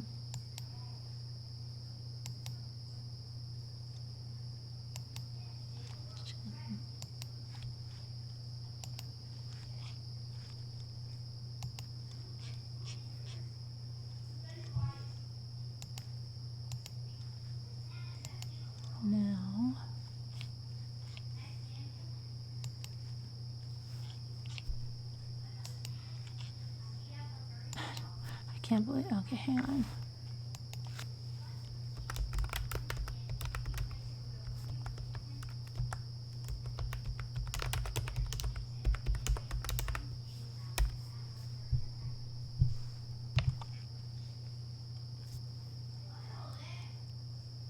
Okay.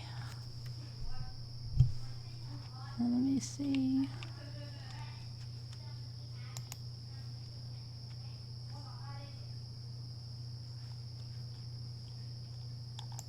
I'm going to get the picture up before I start here.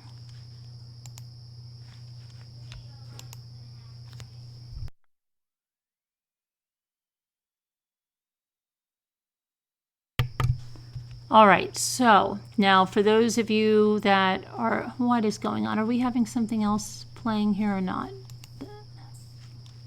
I just want to make sure you have nothing. Because anytime, nobody hears anything but me now? I mean, other than background noise in the house. Okay, good. The last thing I want to do is go into this and find out that this, okay. So a lot of you I know watch Mindhunter. Some of you said, what is Mindhunters? The book, The Killer Across the Table, that I held up. That's a book by John Douglas, who is the FBI's original Mindhunter, one of them. So this series, it's also a book, but on Netflix now it's going into the second series, second season. I think it just started, or it'll be starting in a couple of days. If you haven't seen it, you should check it out. But the newly released, there's both season 1 on Netflix and the newly released season 2 is the ultimate binge watch. It's got criminal psychology, a whole cast of America's most notorious serial killers, and 2 compelling FBI agent leads. But what is the real story behind this Mindhunter? There is a real story. So actors Jonathan Groff and Holt McCallany, is that how you pronounce it?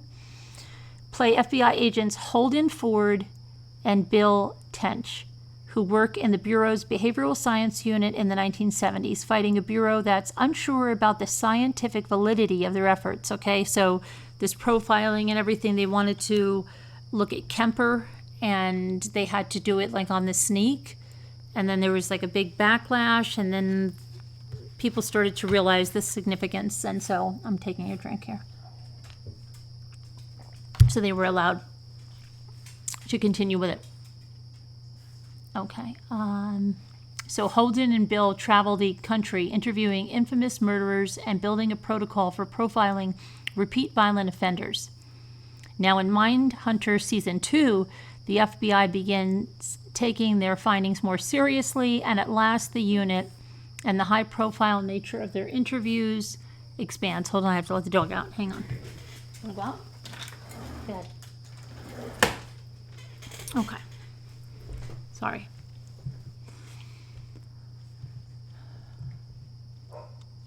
So Holden and Bill themselves were never real people, but they are, however, inspired by two very real men, former FBI agents John E. Douglas, that's the author of The Killer Across the Table, and Robert K. Ressler. Both John and Robert joined the FBI in the early 70s, where John worked in other capacities as a SWAT team member and a hostage negotiator. Before joining Robert in the now defunct BSU at Quantico, there they began developing TK criminal profiling and, yes, traveling around the country to interview and learn from some of the era's most notorious criminals such as Ted Bundy, John Wayne Gacy, and Charles Manson. And in the first, if you haven't seen the first season, you know, they were saying, well, why would anybody be interested in, you know, Charles Manson? But you know, they couldn't understand why anybody would want to learn anything, you know, to interview them, to learn anything about these guys. As is shown in season 1 of Mindhunter, John and Robert's profiling work reportedly wasn't taken seriously at first.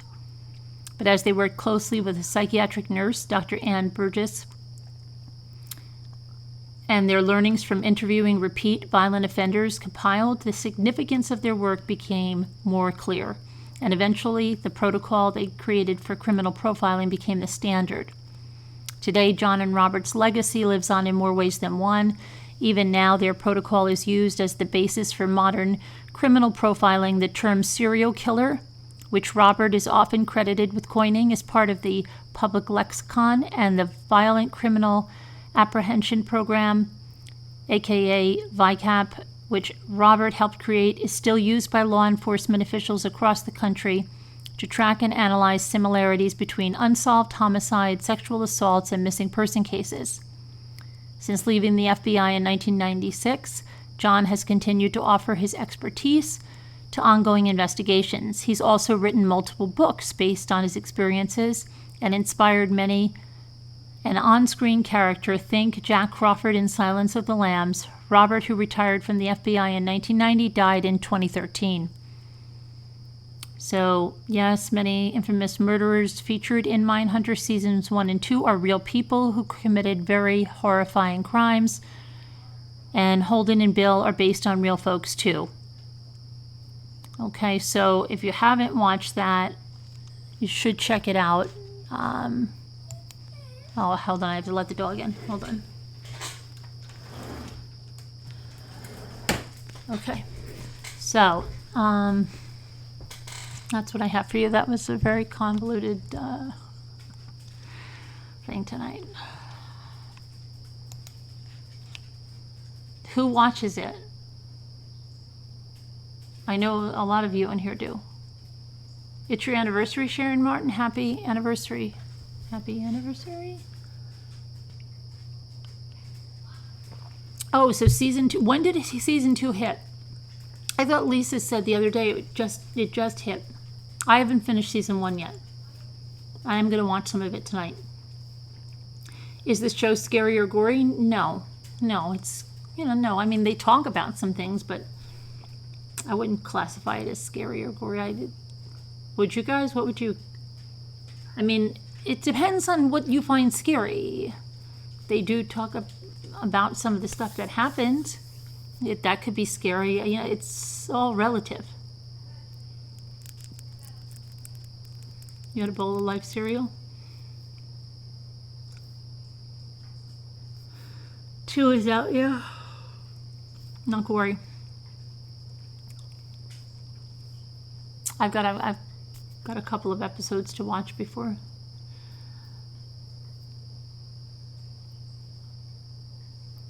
But hi Diana. The story about Ted Bundy scared the out of me when I picked up that piece of wood. Oh, when he picked up the piece of wood and went into this sorority house. Yeah, I think that was real. Yeah, I think I know which one you're talking about.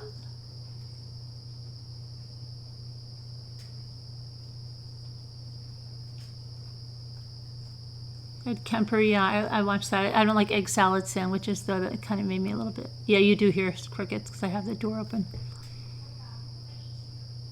You remember Carrie Stayner, and he chose the first 3 victims because he could see through the window and that there was no man with them. Keep your drapes closed. Good tips. Thanks, baby lad. Yeah, season 2 is out now. The show isn't really scary. It's just unsettling. Hey, Jennifer, you're in late. Bones TV show is gross. Bones TV, what is that? Who watches what? Mindhunter. Saving season 2 for this weekend, gonna binge.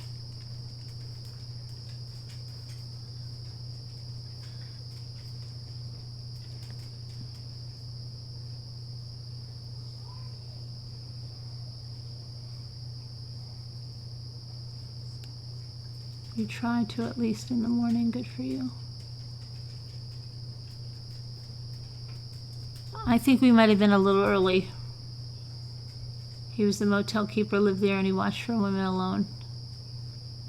You just resubscribed to Netflix, so you'll check it out soon. And then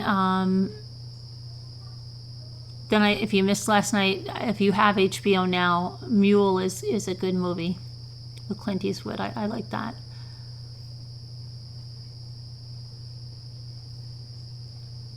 Oh, me either.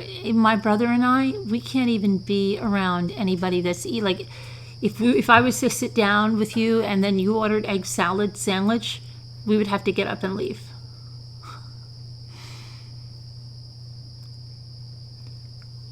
That just, to me, not happening. I can't eat hard-boiled eggs. I cannot eat hard-boiled eggs. I can eat scrambled eggs, I can eat omelets.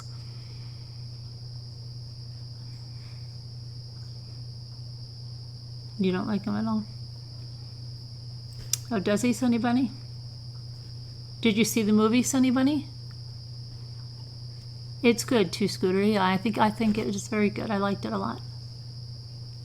Yeah, I can't just eat egg. Ugh.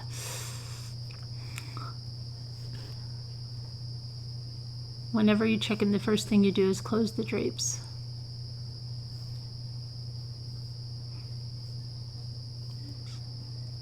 You hear the outside crickets. Oh, you should, yeah.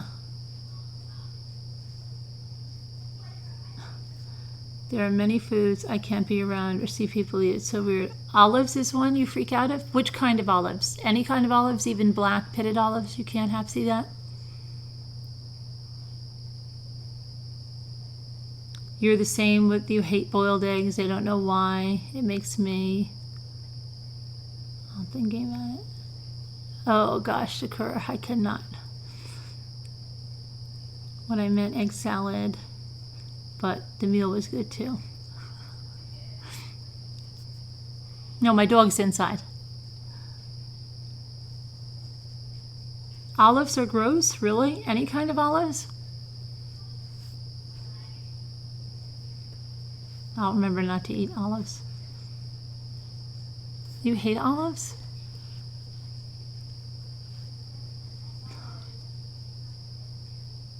That's so weird. I love olives. We always had black pitted olives like on the table, like before any holiday. my one son, the 25-year-old, when you're little kids, you used to put the pitted olives on your, well, I used to do it too, like nails, and then it's crazy, then we'd eat them off. But they would eat so many, and my mother-in-law would be like, no, he's gonna get sick. I'm like, no, he's not. Right? Yeah. He would eat so many. Did the olive hater like mushrooms? Because Jimmy is like that with olives, and he doesn't really care for mushrooms, but he'll eat the mushrooms. Like my cousin made mushrooms, like sometimes if somebody makes them, but he'll always say that.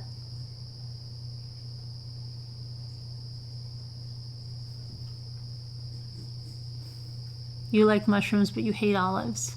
But olives are very different. Like there's a, I care for, like, I like a black pitted olive, and I like a green olive, but I don't want the pimento in the green olive. And if they're too salty, I don't like, that's why I like the black ones are not salty. And then there's the Kalmata olives, and those are probably my least favorite. 100% of the mods hate olives.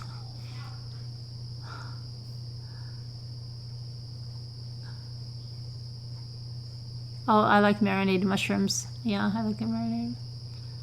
But the green olive has to be nothing in it.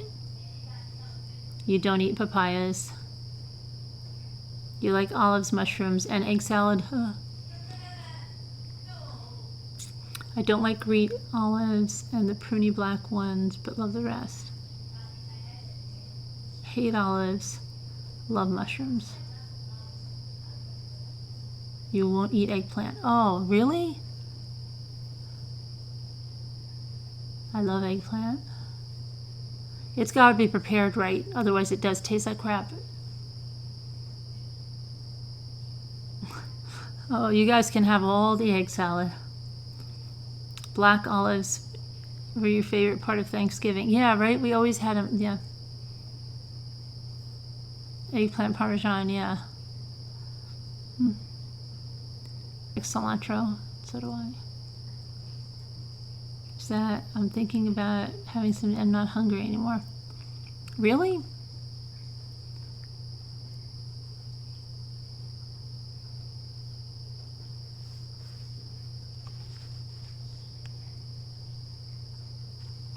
I don't know what,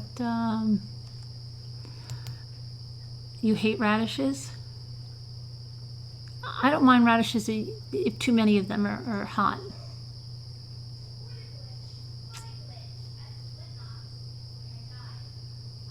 An eggplant sub one time, and the texture made you hurt.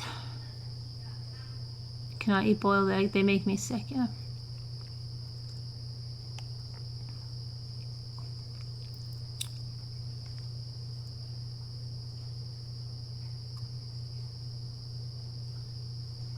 Eggplant lasagna.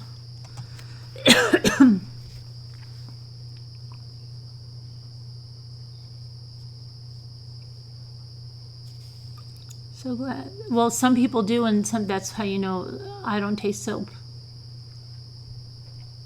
I took a cooking class. It was really good.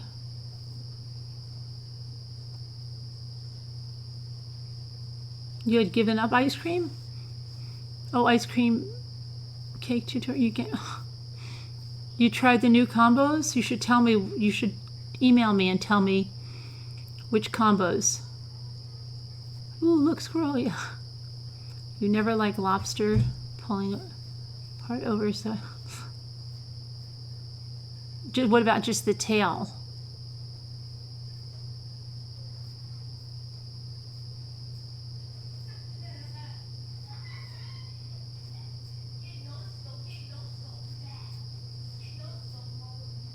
You might have to try what, Hennessy, the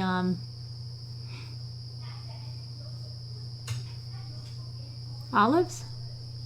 Calamari, I liked, but it had a bad batch, and it does make a difference. Yes.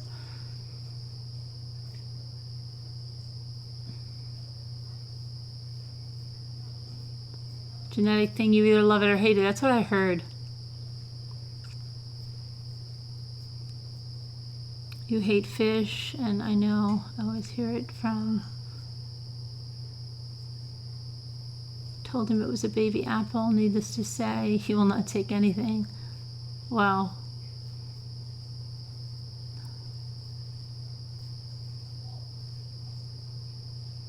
Have to have dairy-free ice cream, so expensive. You hate beans. Oh, I love beans. Beets. Excuse me, beets and cranberry sauce.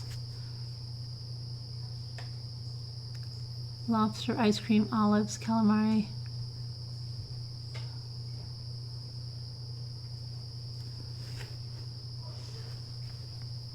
Hello, Joanne Dallas. To Scooter, my name is on here.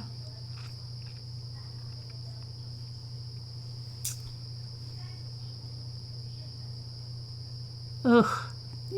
No, you girl, you can keep that tongue.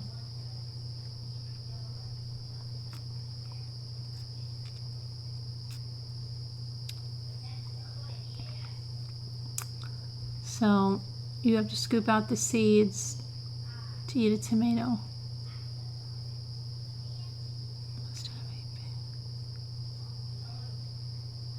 Pickled salt. Oh, I couldn't eat pickled salt. You'll eat anything except an oyster.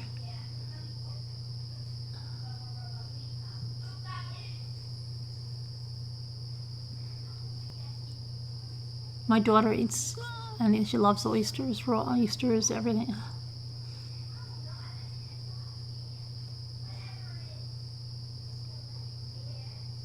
Cowgirl, I just told you guys, she's setting up her daughter, and Cowgirl's okay. I told you she got that camera for $1.99, no, $2.99 yesterday. She's going to be home soon. I think she's got a few more days. She's going to thrift stores and she's buying really tacky stuff to decorate her daughter's apartment, but she's not letting her know that it's a joke.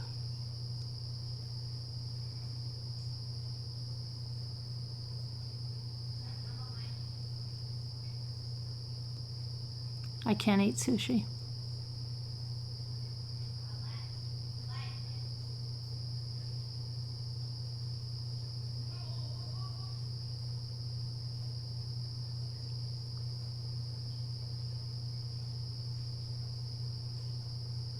Clams. Your tutorial just made me try too many variations. I started using baked cakes combined with different flavors of ice cream. It's been disastrous. How, you mean using a baked cake and making an ice cream cake on top of it? How did that come out? I wish you would take pictures. Did you take pictures? Crab legs are great. Oh, I know about the seaweed chips. I almost vomited.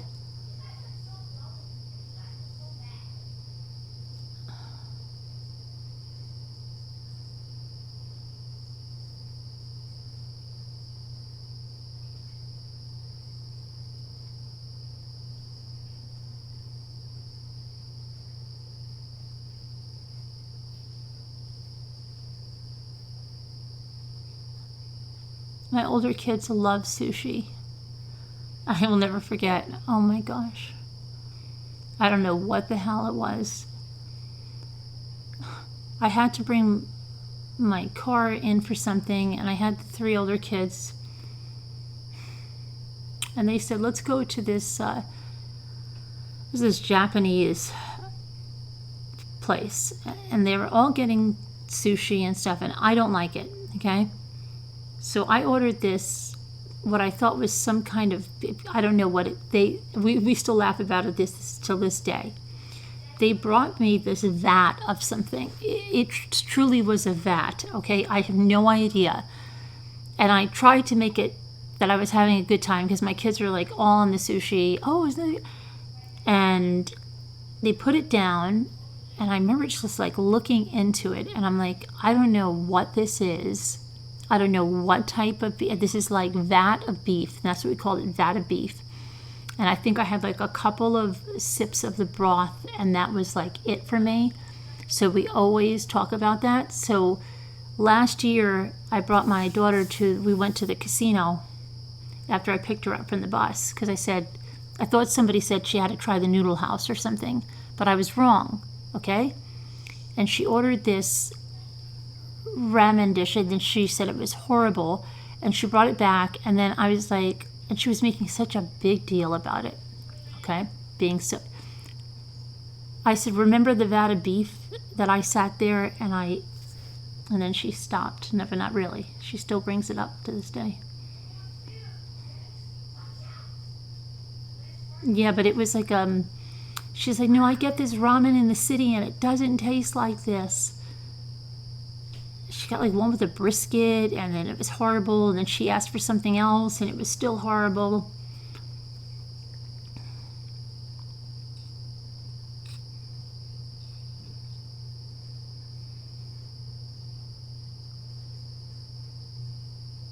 You didn't take photos? You bake the cake and then you cut it to fit, and then you top with softened ice cream. You chill it for a while so the cake was cold too.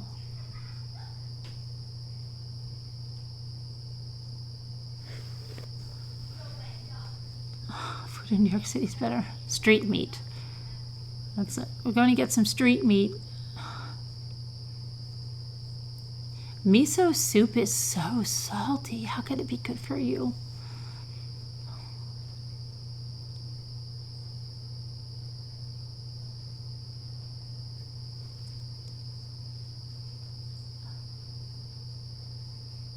I can't believe that, Lisa H. I honestly cannot believe you have never been to New York City.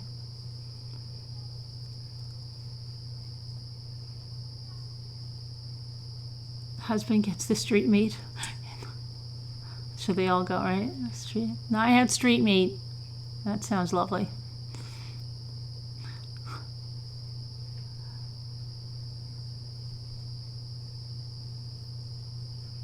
You can see, oh, talk about cow tongue, please. Somebody was doing that on some kind of like a food show, and I'm like, not for real, I can't.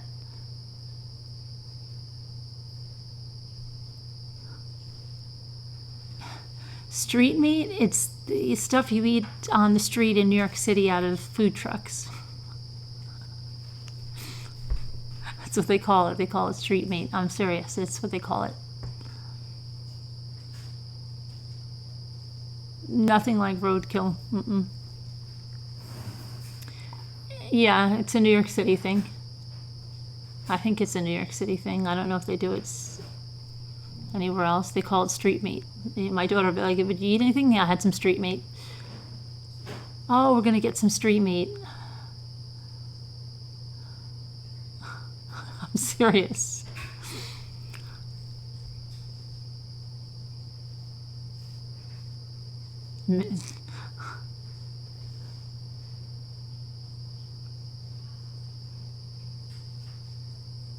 You're from Scotland, but haggis, yuck. Ugh.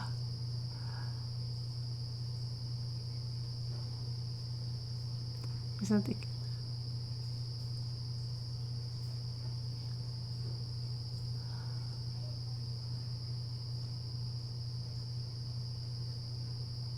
Gyros, shawarmas, hot dogs. Yeah, haggis. Yeah, that's horrible. You have food trust issues because of your mother-in-law? Why did she give you stuff and tell you it was something else? When I was little, my mother always made calamari in like a tomato sauce kind of stuff. And she told me as a little kid that it was bubble gum. And I loved it. But I didn't know it was calamari for a long time. So I must have sounded like nuts, like at 5. We're going home to have bubble gum. You're having bubble gum for dinner? Yeah, we are. My mother did like crazy things like that, but I don't know. Too much of monsters inside of me to eat street meat? No, well, it's prepared in a food truck.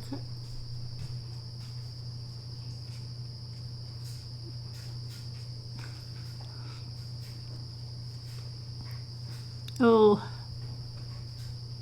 Kong.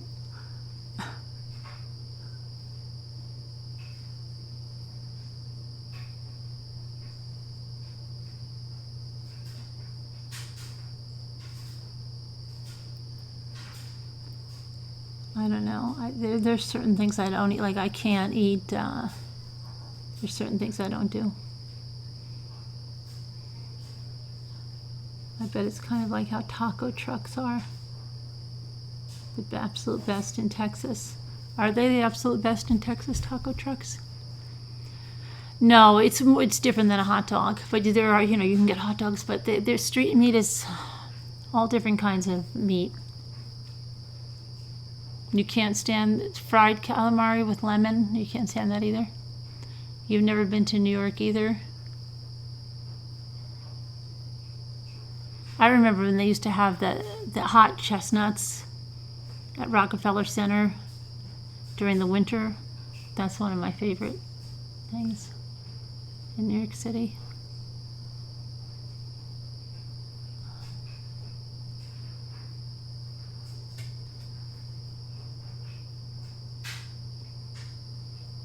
Good Mexican or barbecue, look for a food truck in Texas. Oh, okay. Okay, Janelle. I'll get started on that tonight.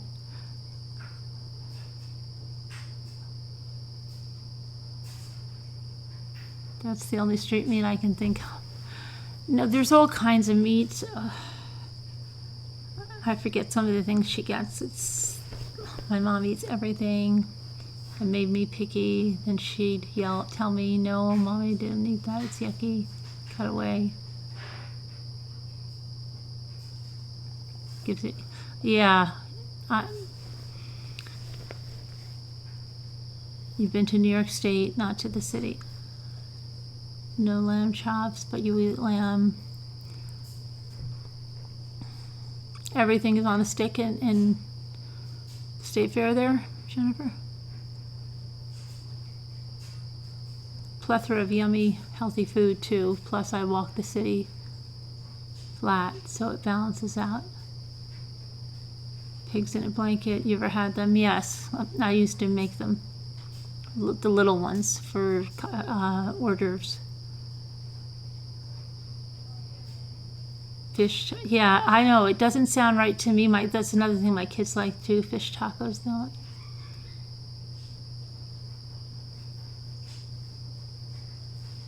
Oh, New York bagels are very different, yes.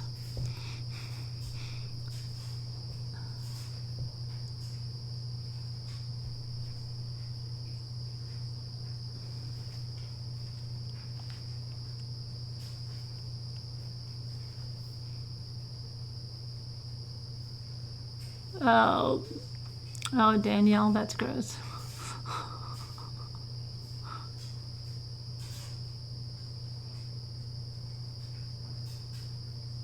Largest state fair in Minnesota in the United States.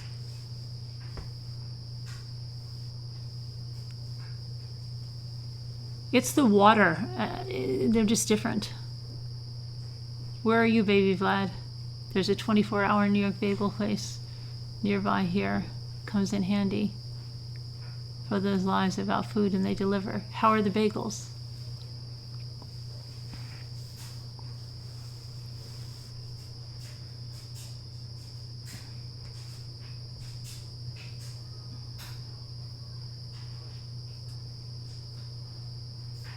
You've never been to New York City, but you've been upstate, Buffalo. You've been up around Ithaca.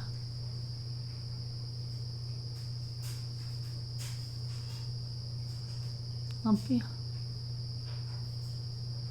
Are they? Divine?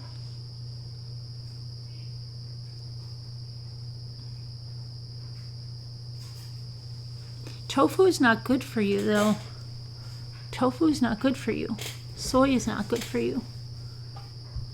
I stay away from soy. They say it's the water. It still isn't the same.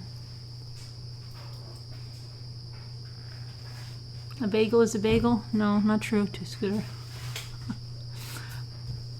There's a big difference.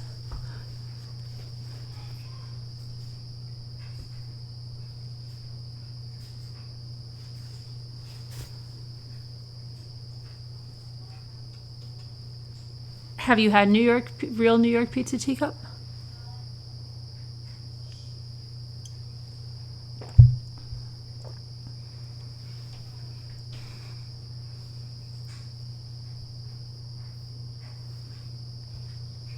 But all that tofu stuff is all soy and all that.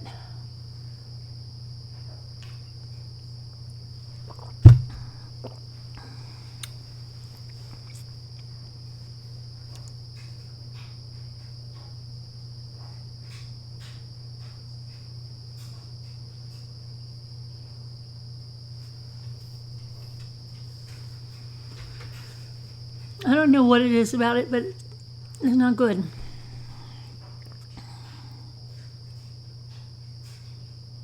Yeah, and be careful because a lot of protein shakes, a lot of, there's so much soy.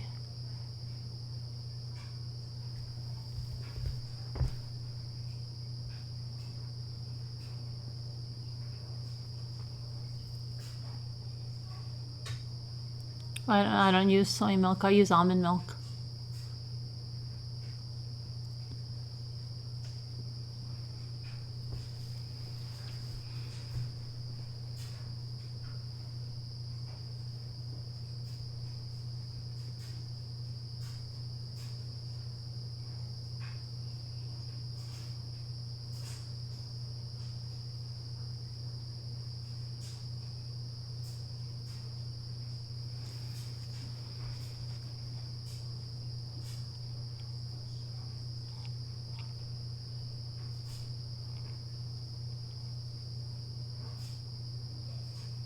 No, Joanne, soy's not good.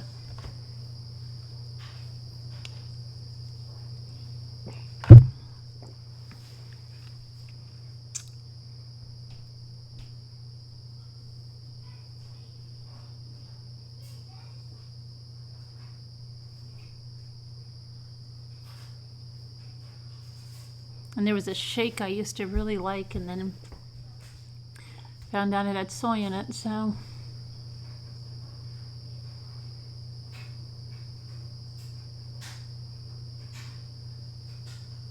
Oh, you're welcome, Janelle. I have some other ones I'm going to do.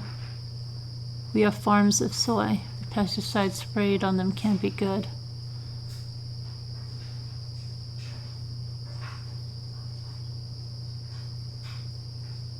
Oh, thank you so much, Sassy, because I have an email. Thank you. You reminded me. From Kristen. Okay, so yeah, we did. It was kind of convoluted, but we did. Okay,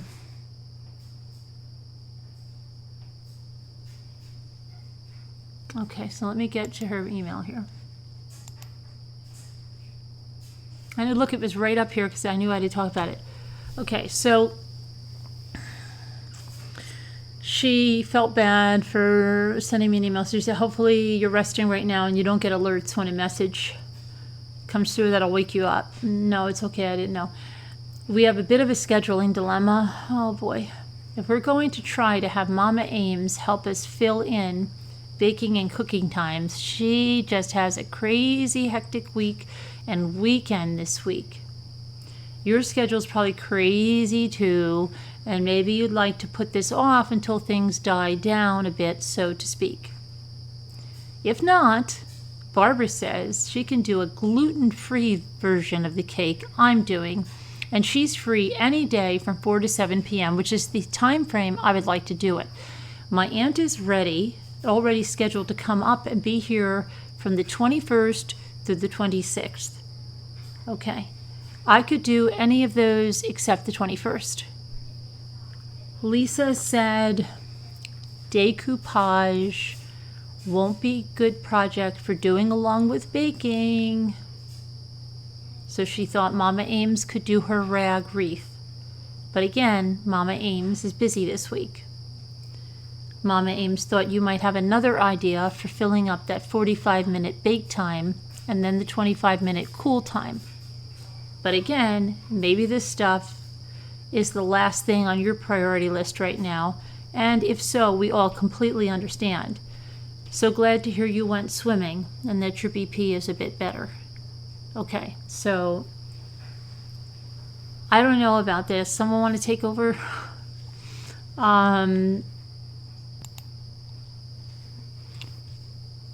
What do we do?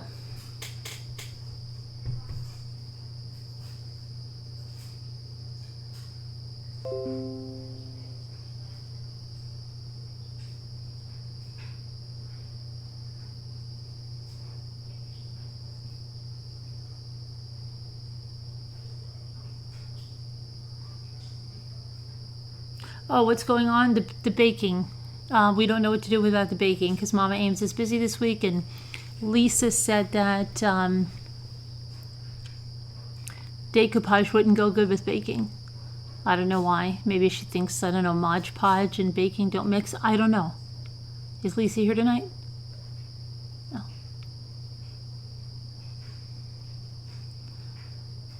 I think we can have different shows and we can just ramble. All right. Yeah. Okay. All right. So I hope you hear that, Kristen. I know you're probably watching this in the morning. So why don't we just do a baking show? And if you have to hop off, we'll ramble on about something those 45 minutes. I don't know.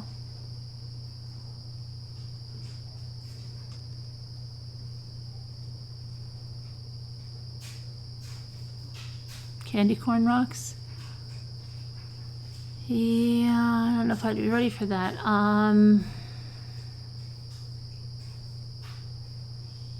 Who else had the crafts up in the craft section?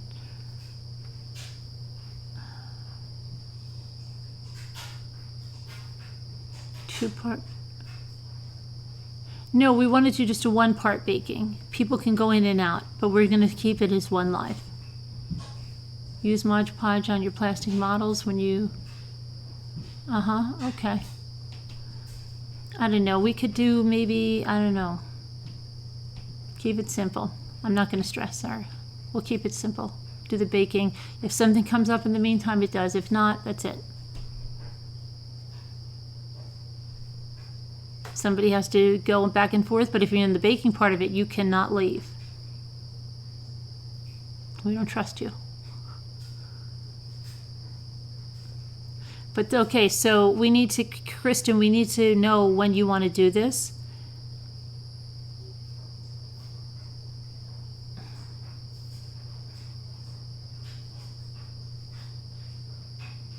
So come out with some dates. I know the 21st isn't good for you. The 23rd isn't good for me.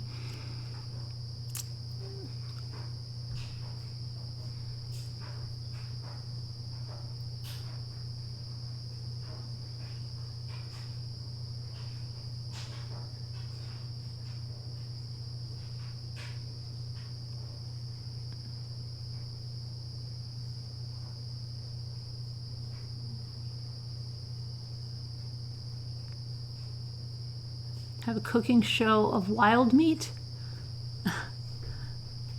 You're joking, right? Two Scooter?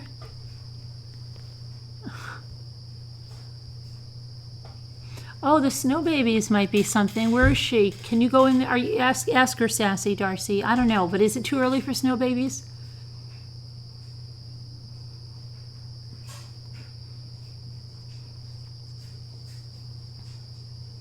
No, I didn't see those, Charlie.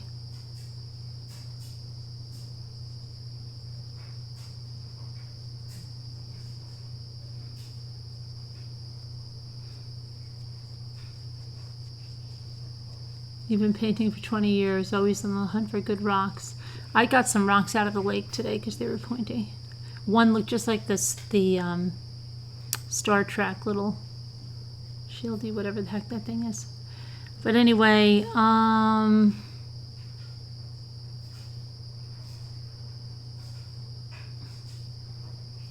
don't know. That's, you have to think about it. And wow, I've got so much blog stuff. I didn't even check my blog email today. Halloween themed crafts. Well, candy corn rocks. Fine triangular rocks. That's what I can tell you. Fine triangular rocks. It can be any kind of triangle, huge triangle or smaller triangle, or there's also something you can do with triangular rocks. You can make them into like little cottages. They're cute, but and then scrub them and have them all painted white. You could spray paint them white for a base, or and then go over with an acrylic, but you want them all white triangles.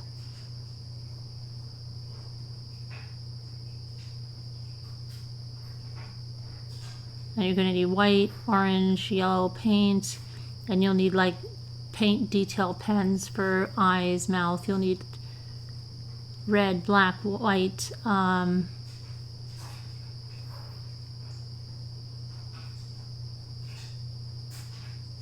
You lost me, Clara de Lune? But I don't know if that, did you ever find any Indian arrowheads? No.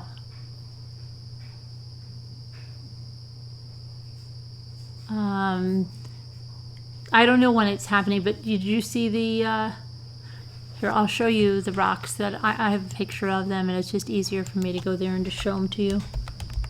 Somebody was wanting to make these. Hang on, I'm getting them for you.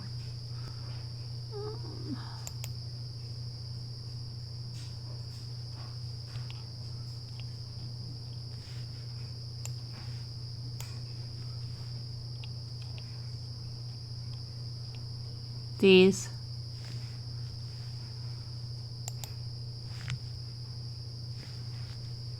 I brought them on the other night.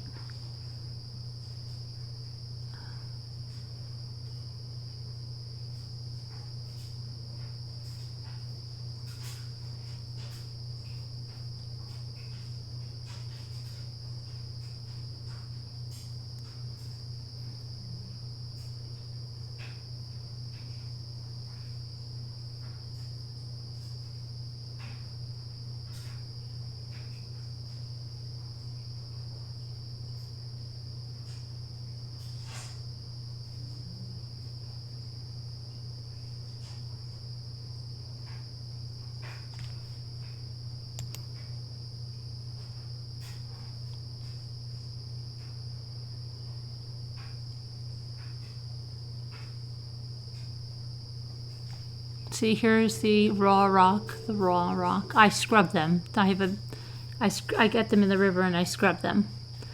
And now see, I didn't put a base of white on here, and you see how you can still see the rock, so I go over many times. I found that if you put a base of white on it, it just helps you not to have to give so many coats. That was, yes, that's just Luke painting.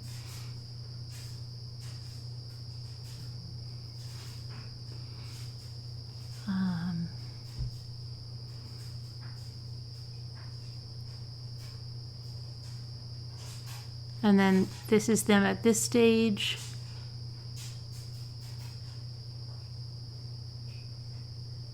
I do have really big triangles too that I was going to do that, or the cottages. The little cottages are really cute too. This one reminded me of Bozo. I didn't plan it that way, it just came out like that.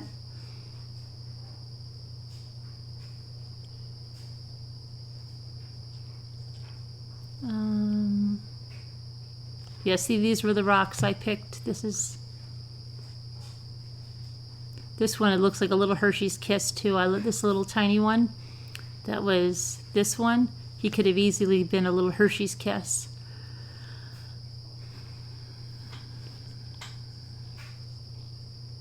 And then did these two. This I do a lot of ladybugs, owls, and fish.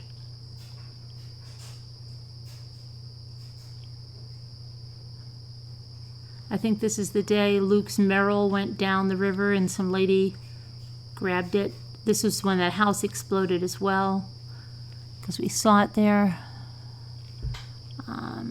But yeah, I have those. I have other painted rock stuff.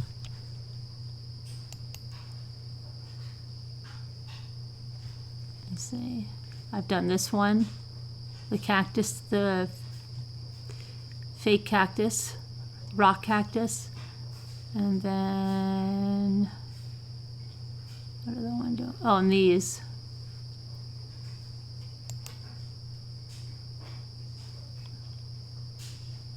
we got buckets of rocks down by the river. They diverted. Well, sometimes, I don't know if this is from the diversion. Once they diverted the river and the whole riverbed was there, that was the greatest place to pick up rocks. Everybody was stopping there. People from North Carolina that knew about it were coming to get like the bigger rocks for like rock projects. They were contractors and stuff, but we would actually go to the river. It would be fun to go get the rocks. But then they diverted the riverbed and it was easy. It was just all dry. And I was doing a lot of fish at the time. Ladybugs. Whatever, these were just bugs. Owls. This reminds me of Fred Rogers' owl. He's a little bit. And then I had one with a guitar on it too. I don't think I took a picture of that one. I did one with a guitar. This is a frog. Butterfly.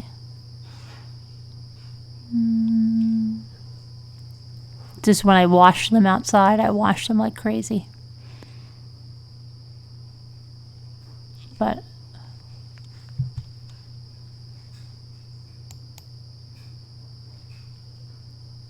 I do these too, the flour, what is it, the salt dough thingies.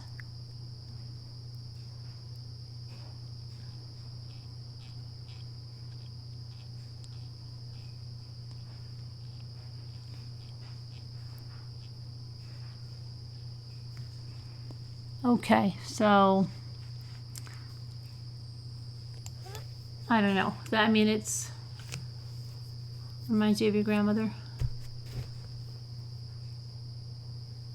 J make man bugs with mustaches. Oh, the decoupage. That's fabric decoupage. I love decoupaging with fabric. Scooter, I love that. You always say that. Now you all look old and decrepit. Scooter said the other day, she goes, "Oh my gosh, your hands are so young looking." I'm like, "Oh, the rest of me is really old." Scooter. Scooter is the comedian. You begin to paint with stones. Old nail polish. Huh. A live pumpkin carving. I paint pumpkins. I have videos on painting pumpkins.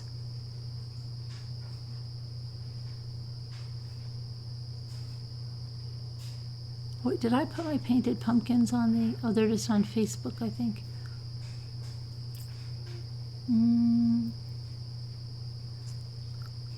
I use acrylic paint and then I seal it with Mod Podge. And I use paint pens for details. The fine paint pens.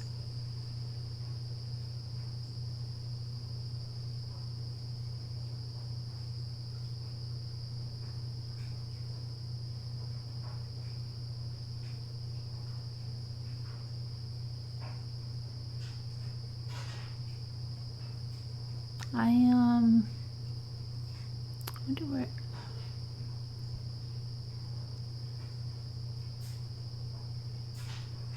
But I don't know. We'll have to see what Kristen says. I will, when she wants to do it. Then we need the shopping list, and I don't know, Kristen. Though maybe I know your aunt's scheduled to come up and everything. I just don't know whether, I don't know. It might be too crazy now. Maybe like the first week of September after the kids go back to school or something, and then apples will, oh, then I've got to go apple picking. Oh my gosh, love going apple picking. You need to check it out, Teacup. MommyRamblings.org. No, you can't use the table on the patio. Mom's been painting and she has to wait for them to dry before she can get her rocks off.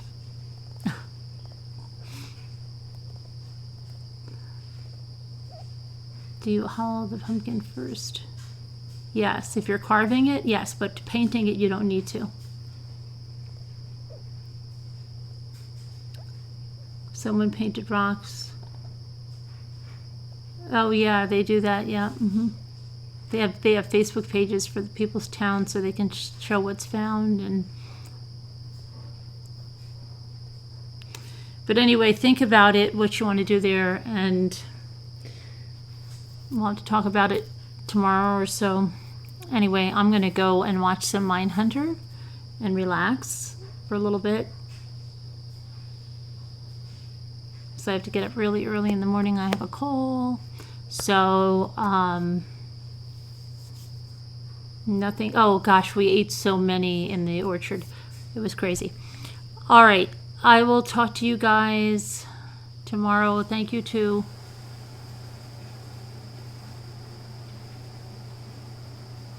The air conditioner just want to think. I don't know why. It's not hot for air conditioning, but okay. So, that was really weird. I will talk to everybody. Thank you to our mods. Thank you for all for coming, and everybody have a great evening. Let's see. I gotta get you out over here.